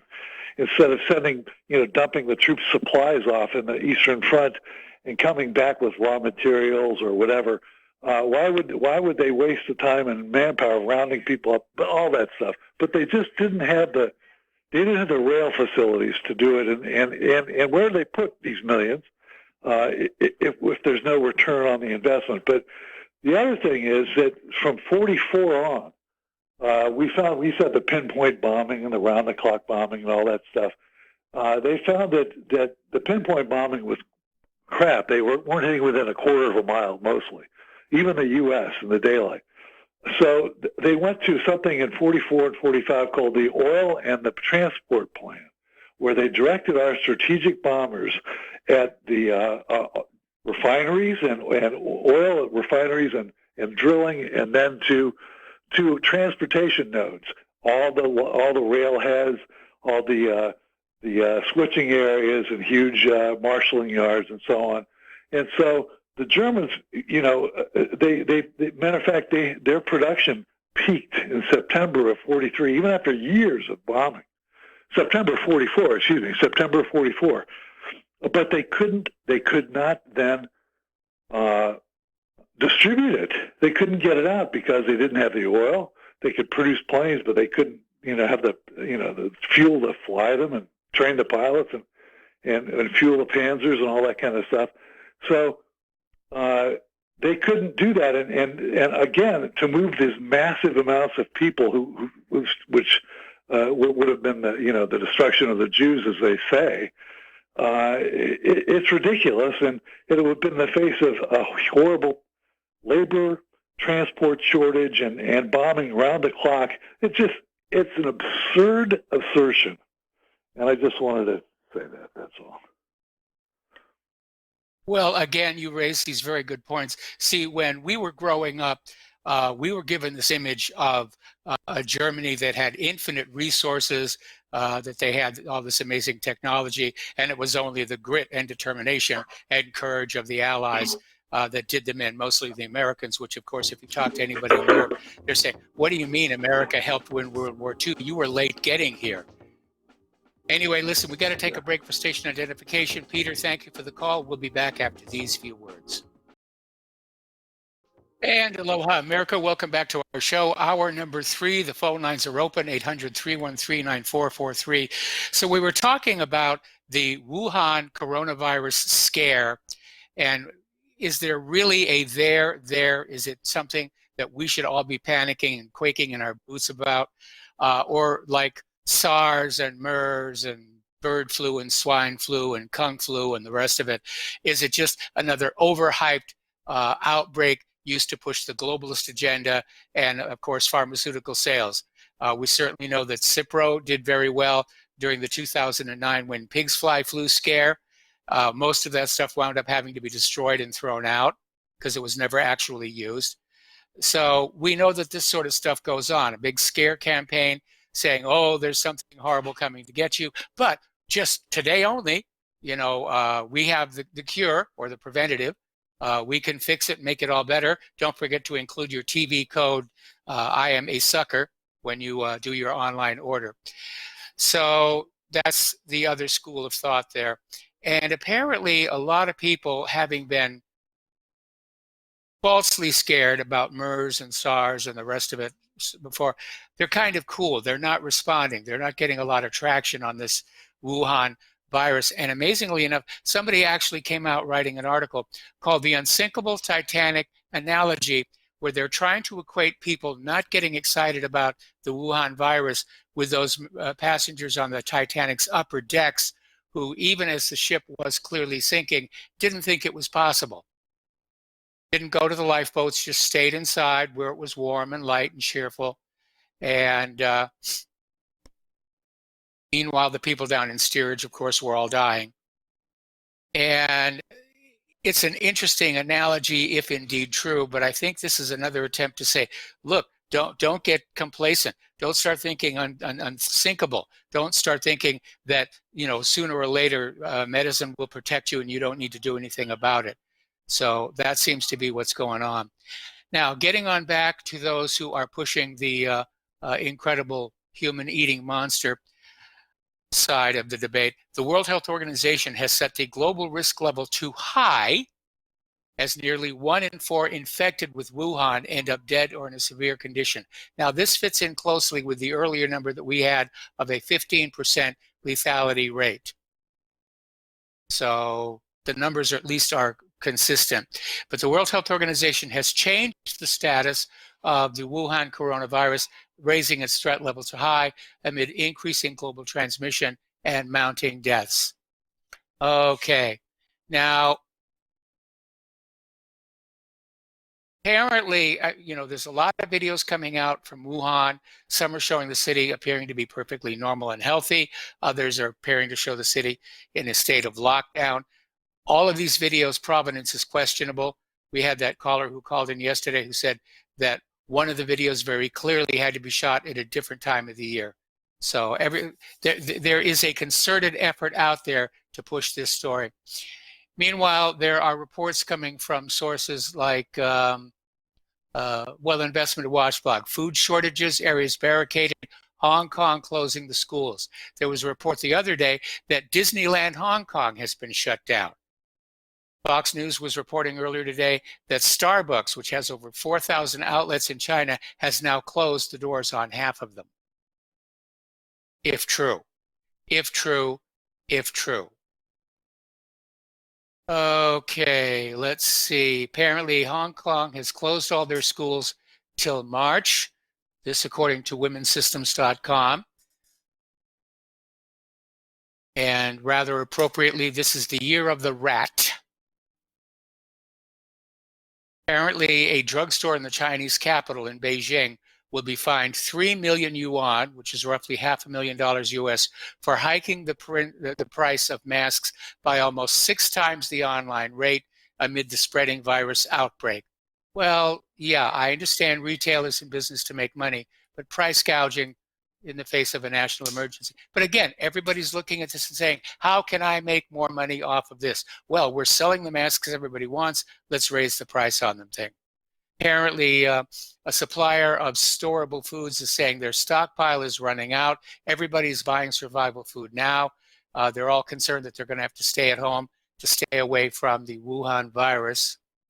Now, interestingly enough, and we had a caller earlier in the week who talked about this, it's called Event 201, where the Bill and Melinda Gates Foundation simulated this exact coronavirus outbreak last November. Oh, how Bill Gates likes to play with his little viruses, vaccines.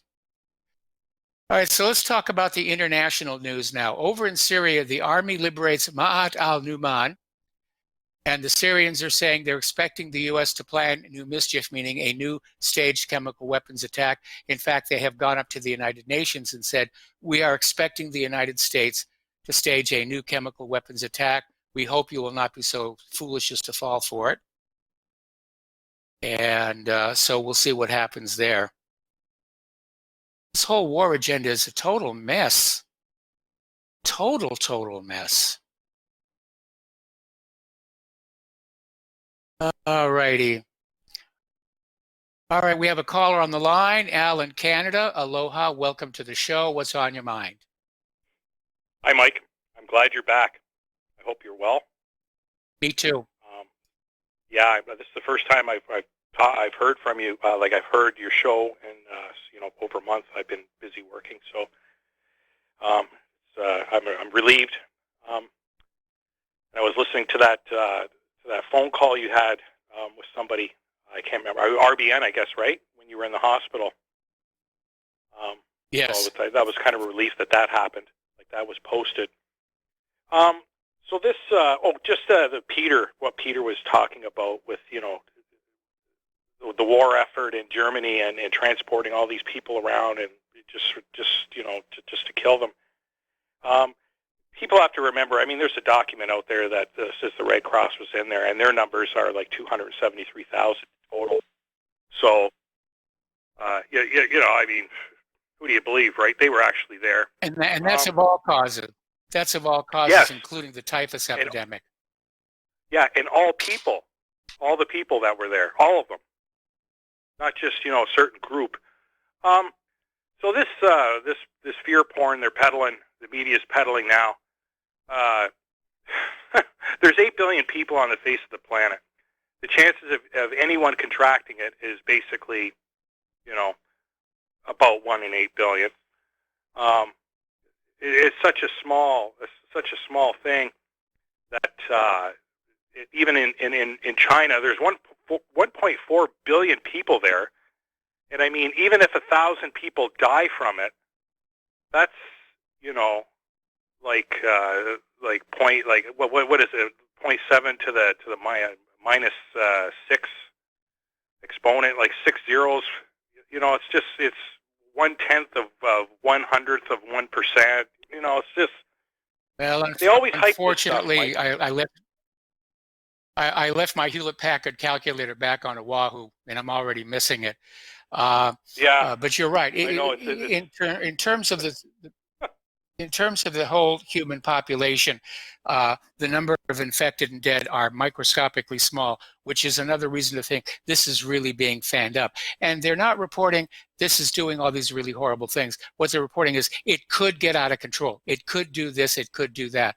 Well, we've sort of grown up on this media that's always warning us about what might happen if Wuhan gets out of control, what might happen if Bernie Sanders wins the nomination, what might happen if Trump becomes president, and very little reporting on what's actually going on in the world. Yeah, like no facts, just basically what might happen, what could happen. Yes. And it's also, a precursor to an extraction of wealth in some way, shape, or form, or freedom, right? Or both. Yeah, or both. Yes, of course. So, I'm hoping, where I live in Canada, if I see anybody with a mask, I will just laugh right in their face and say, "You fool! You are actually falling for this nonsense. Shame on you," because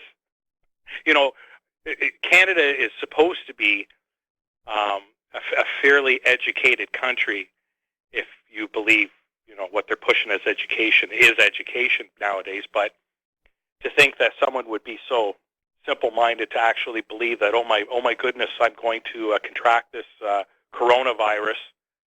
I mean, your chances of dying of colon cancer are twice as good. So it's crazy. And the media loves this stuff, right? I mean, and they have no credibility. Zero. They've got nothing. They're on their, Sure, if it betting bleeds, on it leads. If it thinks, flush. it stinks. Yes, sir. Anyway, that's all I have to say, Mike. I'm really, really glad you're back, and I wish you well. Say hello to the lovely Miss Claire for me. Thank you very much, Mike. I certainly will. Okay, now people are still talking about yesterday's announcement of the deal of the century. And Trump is out there saying it's a great plan, and Netanyahu is out there saying it's a great plan, and the corporate media is saying it's a great plan. But basically, Trump may call it a win-win, But nobody seems to know where the second win is going to. Now, the first winner is undoubtedly Israel. The only thing that they're being asked to do is a 4-year freeze on new settlements while Palestinian statehood is negotiated, which means it's a big nothing. It's a non-starter. It accomplishes absolutely nothing except gives politicians something to talk about. See, we've made progress toward the two-state solution. Huzzah, huzzah, huzzah, huzzah. And you just know that Israel's going to find some way to muck this about. Because they don't want a Palestinian state. They want it all. From the Nile to the Euphrates, because that's what God has revealed in the Old Testament. Israel is supposed to reach from the Nile to the Euphrates. I'm sure that a lot of those other countries that are currently in those places are probably going to have something to say about it. Anyway, liberal Zionists are decrying Trump's plan as an existential threat to Jewish democracy. And apparently Sheldon and Miriam Adelson, John Hagee, Joe Lieberman, Malcolm Hohenlein, Alan Dershowitz, and Ron Lauder were there in the room when Trump announced his deal of the century. But if right-wing supporters love Trump's plan to give Israel sovereignty over much of the West Bank, including Jerusalem, liberal and centrist American Zionists are horrified. They regard the plan as an existential threat to Jewish democracy. These Israel supporters say the plan will move Israel toward annexing much of the West Bank, thereby ending any possibility of a two-state solution and leading to a binational state in which Palestinians will demand equal rights. Oh, horror of horrors of horrors. Oh my goodness, they want equal rights. What the heck is wrong with this thing? The Zionists are responding with alarm and rage at the plan and joined by many leading Democrats announcing plans to fight its implementation. So, didn't make anybody really happy on any of these. Now, as you're already aware, a lot of earthquake activity going on all over the planet. Puerto Rico, Cuba, and there's been a small quake over in North Korea, which seismographs hinted may show the instability at the current North Korean nuclear test site. Now, it's already been shut down. They shut it down after the 6th and largest nuclear test back in 2017, and they haven't started to reopen it. But apparently that mountain that they've been using as a blast shield, it's all cracked up and fractured, and they won't be able to use it again. All right, let's talk about the economic news here. Daniel DiMartino Booth saying the addicted markets will demand another rate cut this year to boost stocks to all-time highs. And that's really what it is. The stock market has been completely disconnected from the reality of the American economy. The stock market does not represent the standard of living for the average working American. Most people I know don't even own any stocks. Most large corporations are taking all this free money or low rate money they're being given and using it to buy their stocks back, which drive the price up.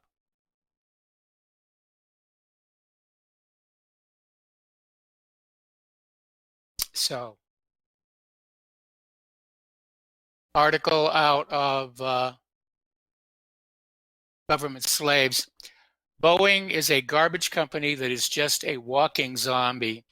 And what they're talking about is there's all kinds of attempts to prop Boeing up. They're in serious serial trouble. They have secured commitments on over $12 billion in financing from more than a dozen banks, but the company is using it to buy back their own stock with the cheap money from the Federal Reserve. And the money that's supposed to help the struggling firm is in fact disenfranchising it. On the other side are the executives who are getting that money from the Fed and putting it directly into their pockets. So what a shame.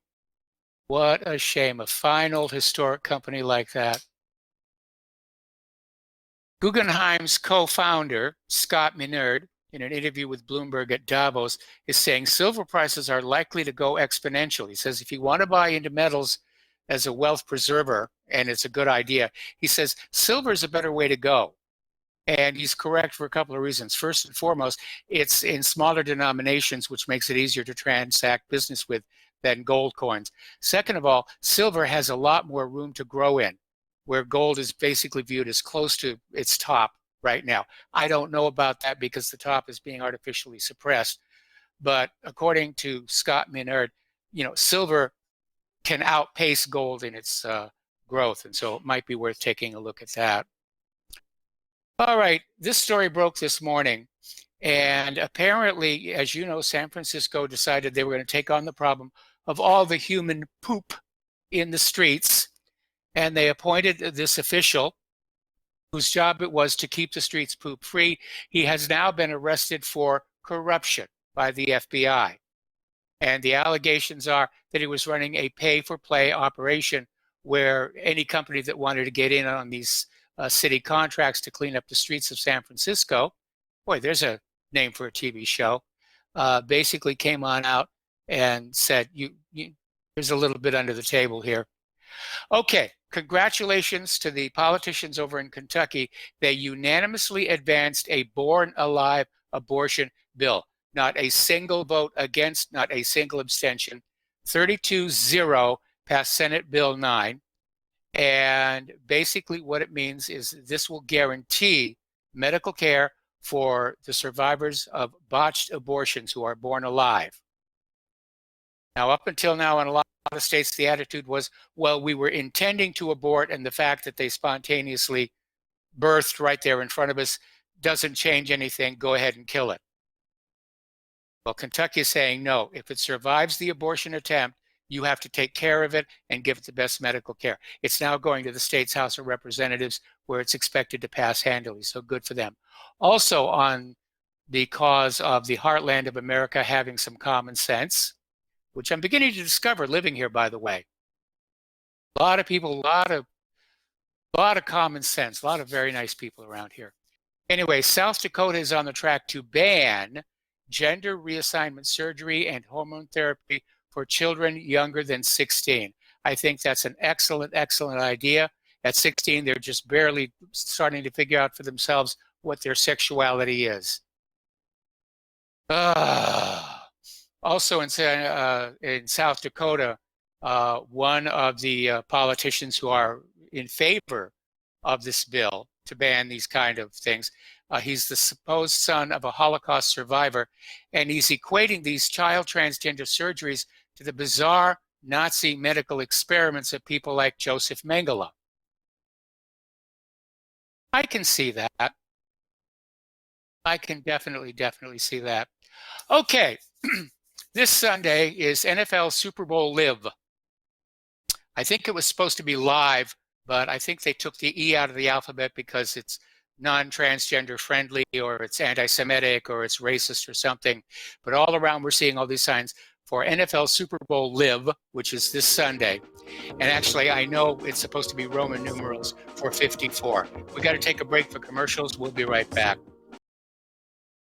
And aloha, America. Welcome back to our show here. And we're talking about how Sunday is Super Bowl 54. And yes, I was teasing when I kept calling it Super Bowl Live.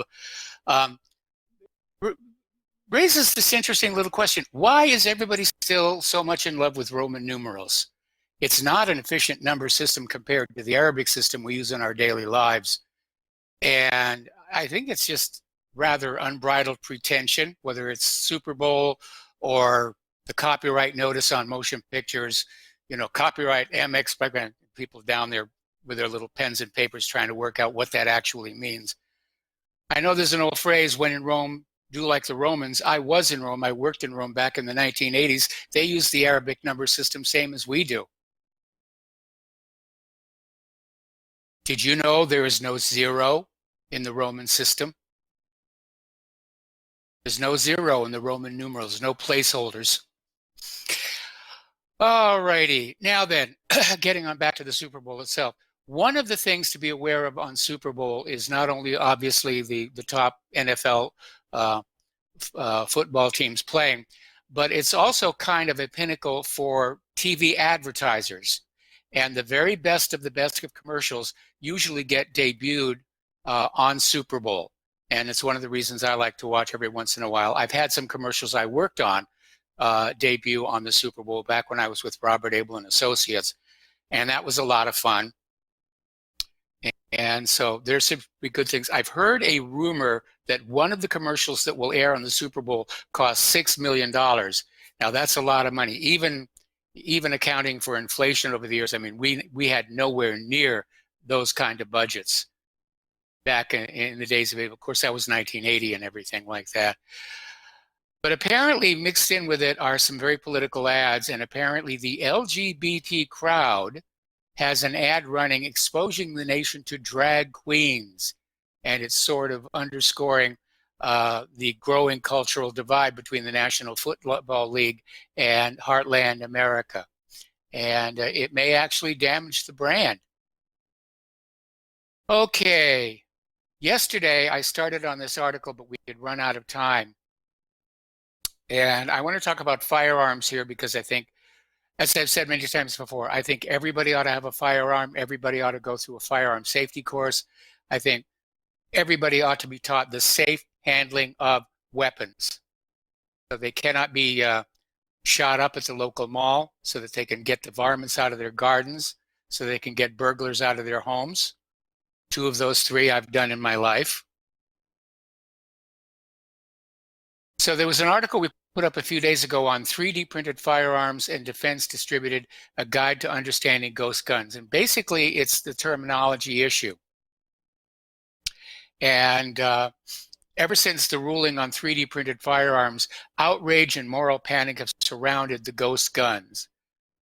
And whether you're a proponent of Second Amendment freedoms or just doing opponent research, it's important to have the facts about what a ghost gun is and is not.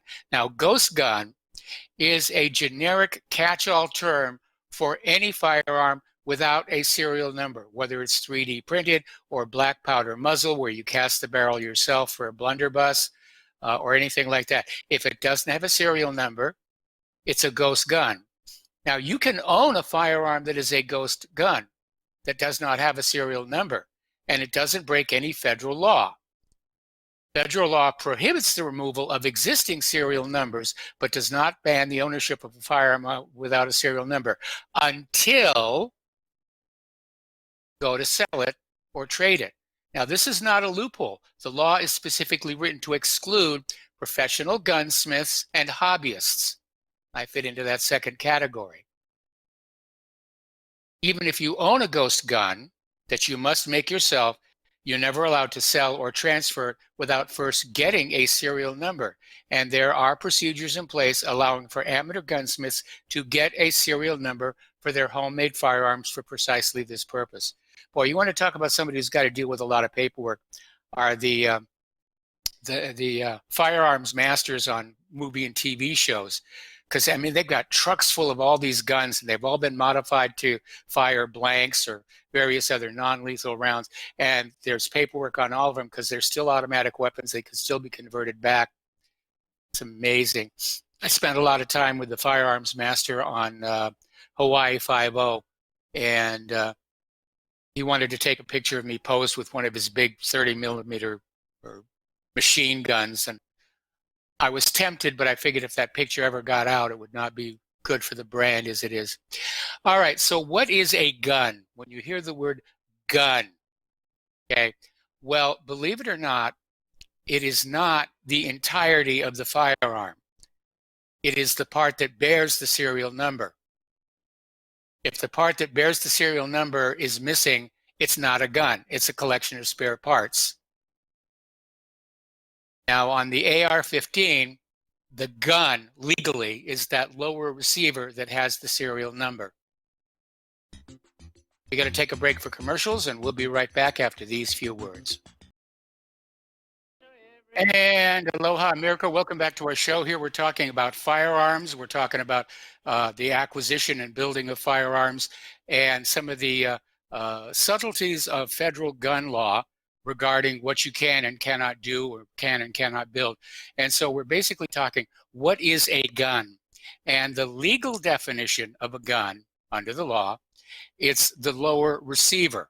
Before the commercial break, we were talking about it on an AR-15, the lower receiver, that's the part with the trigger and the serial number. And if you take that away, what is left is not considered legally a gun. It's just a bunch of spare parts. So the lower receiver is the gun. And it's basically a hunk of metal that is more than 80% finished towards being a working firearm. up until that 80% point, it's still legally just a hunk of metal.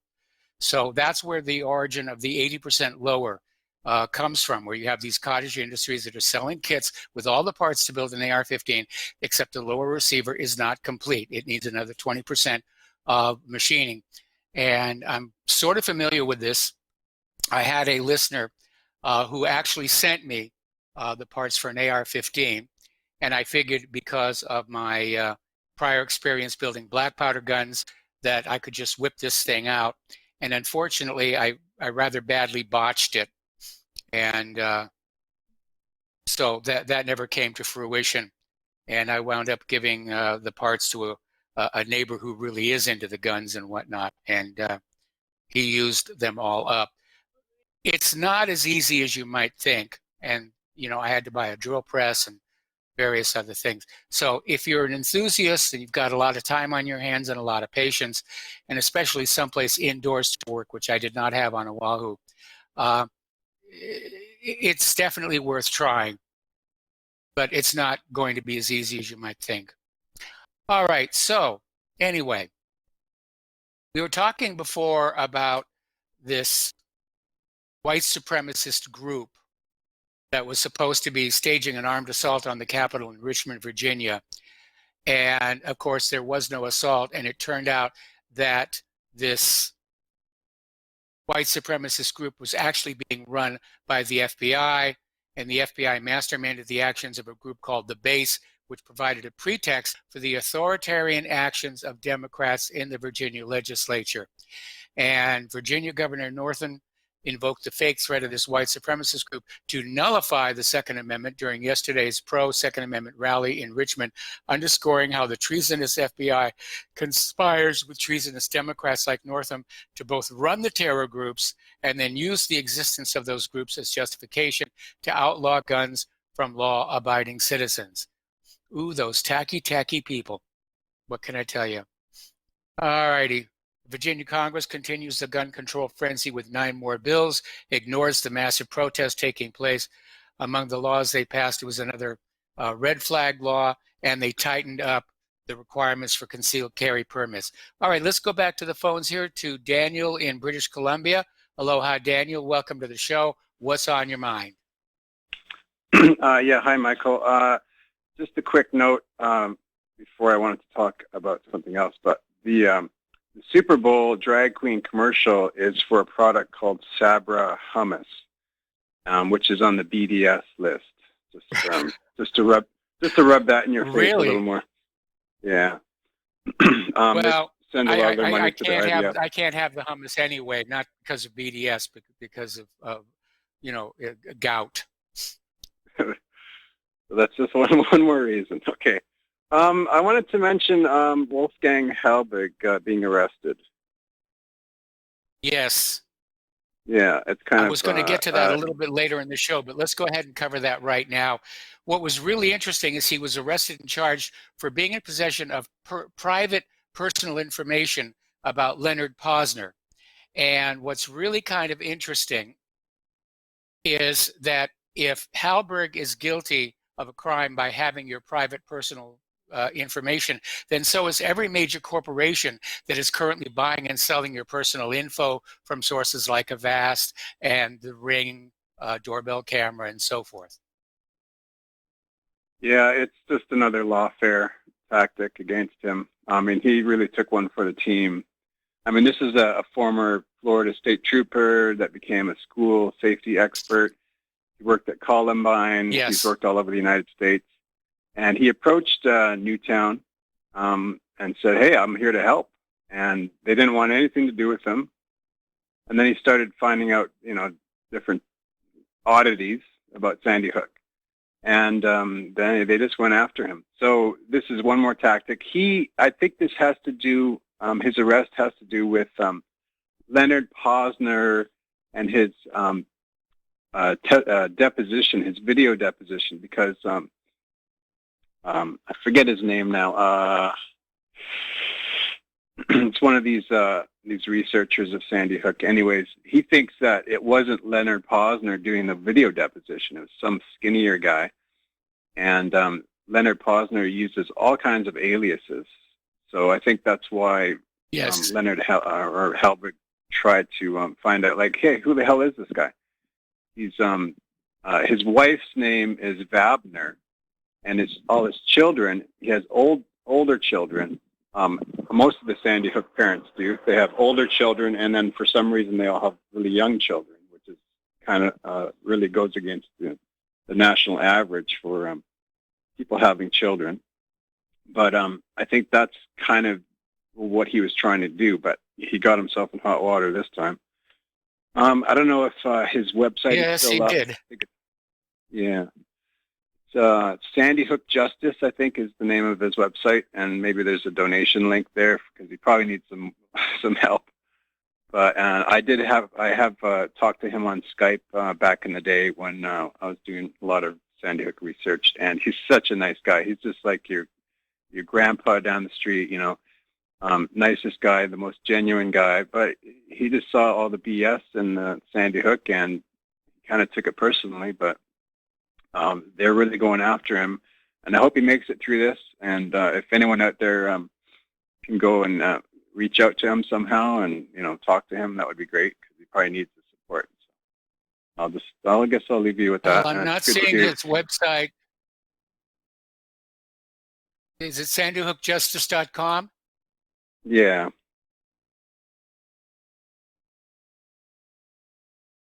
All right, let me just take a look here and see if we can get this to come up, but I'm not seeing it. It may already be down. Yeah, that's too bad. There was a lot of good information. Yeah, it seems to have been Orwellized. Okay. All righty. I'll just leave you with that. Good show, and glad to hear you back. All right, well, thanks an awful lot here. Okay, getting on back to the issue about guns and gun control, and we talked about this earlier in the week. Dr. Joseph Sakharine is this trauma surgeon. He's anti-gun. He's somewhat well known in the gun grabber circles, and he tried to stage this death threat by putting this note on his car, and then his friends and neighbors all said the car is parked inside his garage, which has a closing door. Then he took down his tweets. Then he tried to basically make up this bizarre story saying the Fairfax police told him to delete the tweets. So it's just coming apart, right? But again, liberals believe that anything that they do is justified with the goal of achieving this utopian world where everybody's disarmed and helpless and does what they're told, and every aspect of their life is totally under control, except, of course, for the criminals and outlaws who are having the time of their lives. All righty, over at the University of Missouri, this one's got a lot of privacy experts up in arms. They're going to be required to install a location tracking app on their phones, which is going to be interesting for those students who don't have a smartphone. I know it's hard to conceive of people who don't have a smartphone, but there are a few who just don't really feel they're appropriate. And the university is saying this is merely to track attendance. But a lot of people are saying, no, this has the potential for tremendous, tremendous abuse. And I'm in agreement. I'm absolutely in agreement here. All right, we mentioned this at the top of the show very, very briefly. Security experts find the number of stolen credit cards on the dark web increased to 76 million in the second half of 2019, with 54% of them belonging to Americans. Well, hey, we're the richest, wealthiest country on earth. We've got all the money. Of course, they're going to be stealing our credit cards. Actually, I think it may well be, first of all, that we have more credit cards per capita than other nations. And second of all, most people just aren't really being all that careful about security with their passcodes and whatnot.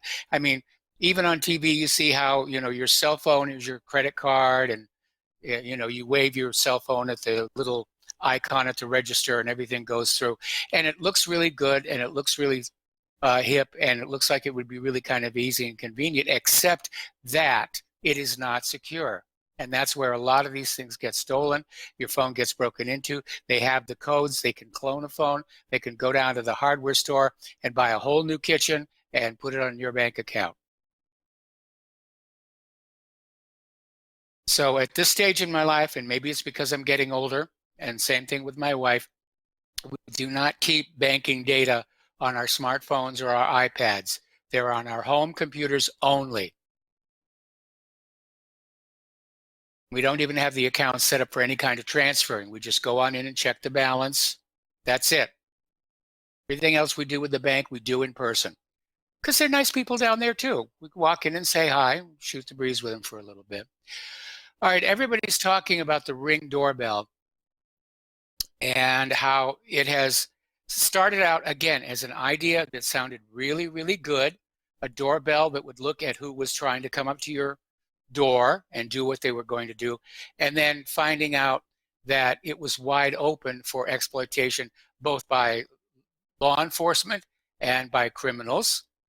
And it turned out the Ring is a product that allows users and the police to surveil their neighbors. Ring is using it to surveil its customers. And an investigation by the Electronic Frontier Foundation of the Ring doorbell app for Android found it to be packed with third-party trackers sending out a plethora of customers' personally identifiable information.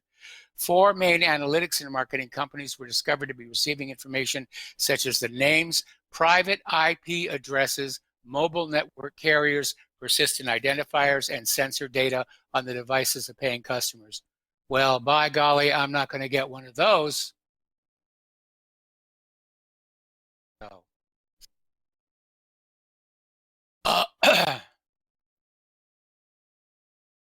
All righty. Avast has now been caught in this investigation by Motherboard and PC Magazine. Avast has 435 million users, has been using a subsidiary called JumpShot to sell user data to companies including Google, Microsoft, Home Depot, Pepsi, and more documents and leaked user data obtained in the investigation reveal that information collected by Avast on tens of millions of users, including details that most considered to be sensitive, such as your web browsing history. Some of that data is so granular that individual clicks can be derived. And apparently, let's see, what videos you watch on YouTube, and it tracks your visits to porn sites. Now, why JumpShot would think that that would be something that would be saleable, and more to the point, who's buying that information? You go to a porn site. That's what I'd like to know. All righty. So let's talk about human-caused global warming, and we actually did have a little snow flurries here in Indiana earlier today, but it is actually proven to be a very mild winter compared to other years, so we'll see what happens here. Not going to get the skis out yet. Get the skis out. But Congress has now funded a new geoengineering plan to spray particles in the sky to cool Earth. What could possibly go wrong?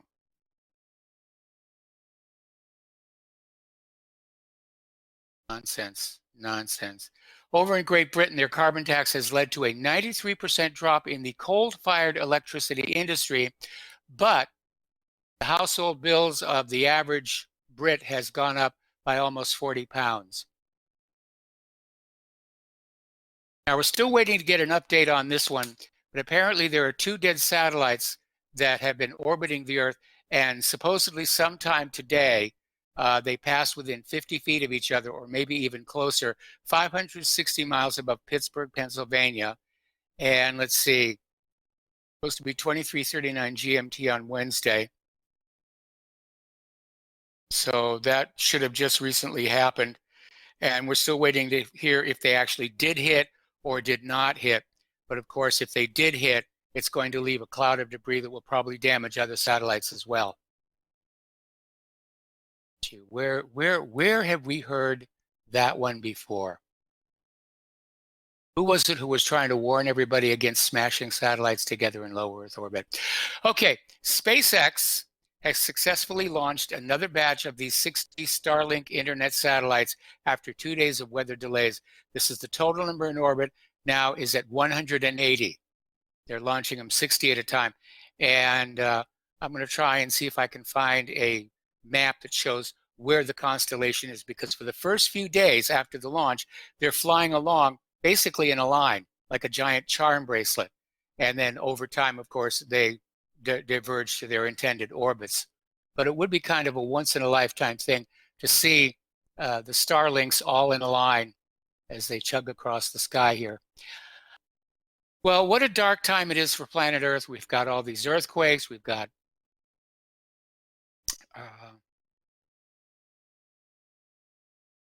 oil spills. We've got war, famine.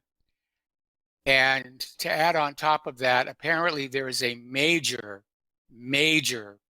locust plague building in Africa. And they're saying the number of locust numbers in the billions, and it's going to lead to a major famine all over Africa. So somebody doesn't really like us very much up there. Okay, so we're going to be taking another commercial break here, back with the last segment of our program after these few words. So stay tuned, and the phone lines are still open, 800-313-9443, and we'll be right back. And aloha, America. Welcome back to our show here. We've got a caller on the line, Kevin in West Virginia. Aloha. Welcome to the show. What's on your mind? Hello, sir. I hope you're having a great day. I just had a comment, and I hope people just pay attention. And my comment was, be prepared and don't be scared. Just be prepared and don't be scared. I mean, I think if you follow that, or if everybody follows that, there's nothing wrong with being prepared in case. But, we live in some pretty crazy times. We really do, but if you're prepared, there's no reason to be scared. The only reason to be scared is if you're not prepared for what you think might be coming out there. Exactly. But that's all I had. I just wanted to impart that I heard that, and I thought it was pretty catchy and actually right on point, and I just wanted to share it with everyone else. Well, I appreciate it. Thank you very much. You have a great day. All right, same to you. We're going to let you go. The phone lines are now open. We're almost to the end of the program here. Yesterday, we had somebody call on in who was telling us that coronavirus would basically be dead 4 minutes after it left the shelter of its host body. There's a contradictory article coming from the National Institute of Health, and basically saying that it can, in fact, be aerosolized inside tiny drops of saliva. It can literally be shaded under dust or rain. And it says that in point of fact, the coronavirus could survive outside the human body for as long as 28 days, which is kind of weird because there was this movie of the same exact title dealing with a biological plague, 28 days. My goodness. Scary times indeed. Scary times indeed. All righty. People are saying now that transcripts released last night prove Adam Schiff lied. Ooh, imagine my surprise. So we're going to continue with the Senate trial of Donald J. Trump. And it's still the question and answer phase. Then they're probably going to go on and have this tooth and nail fight over witnesses. I'd like to see Bolton up there under oath. Thing is, he'll lie under oath. Got nothing to be afraid of. That's a big problem. If you lie under oath, you're going to go to jail. If these ultra elites lie under oath, nothing happens to them. Look at all the times we caught, well, for example, Hillary Clinton lying. Nothing ever happened. This is not the America I thought I lived in. It's not the America I was taught I lived in. Not the America that I thought I lived in when I was younger. And yes, there's always been a certain degree of corruption going on, but never, ever like this, never as crazy as this. So a reminder for those of you so disposed, start thinking about writing your own articles and doing your own podcasts. And Rivero's Rangers need to start reaching out more and more. All right, there's the music. Time for us to end this show. Stay tuned for John Stadmiller. I'm sure he's got lots and lots to share with you. We'll be back tomorrow, same RBN time, same RBN channel here. Meanwhile, please spread the word of RBN and whatreallyhappened.com. Please donate. We need all the help that we can get right now. And we'll talk to you tomorrow. Aloha, America.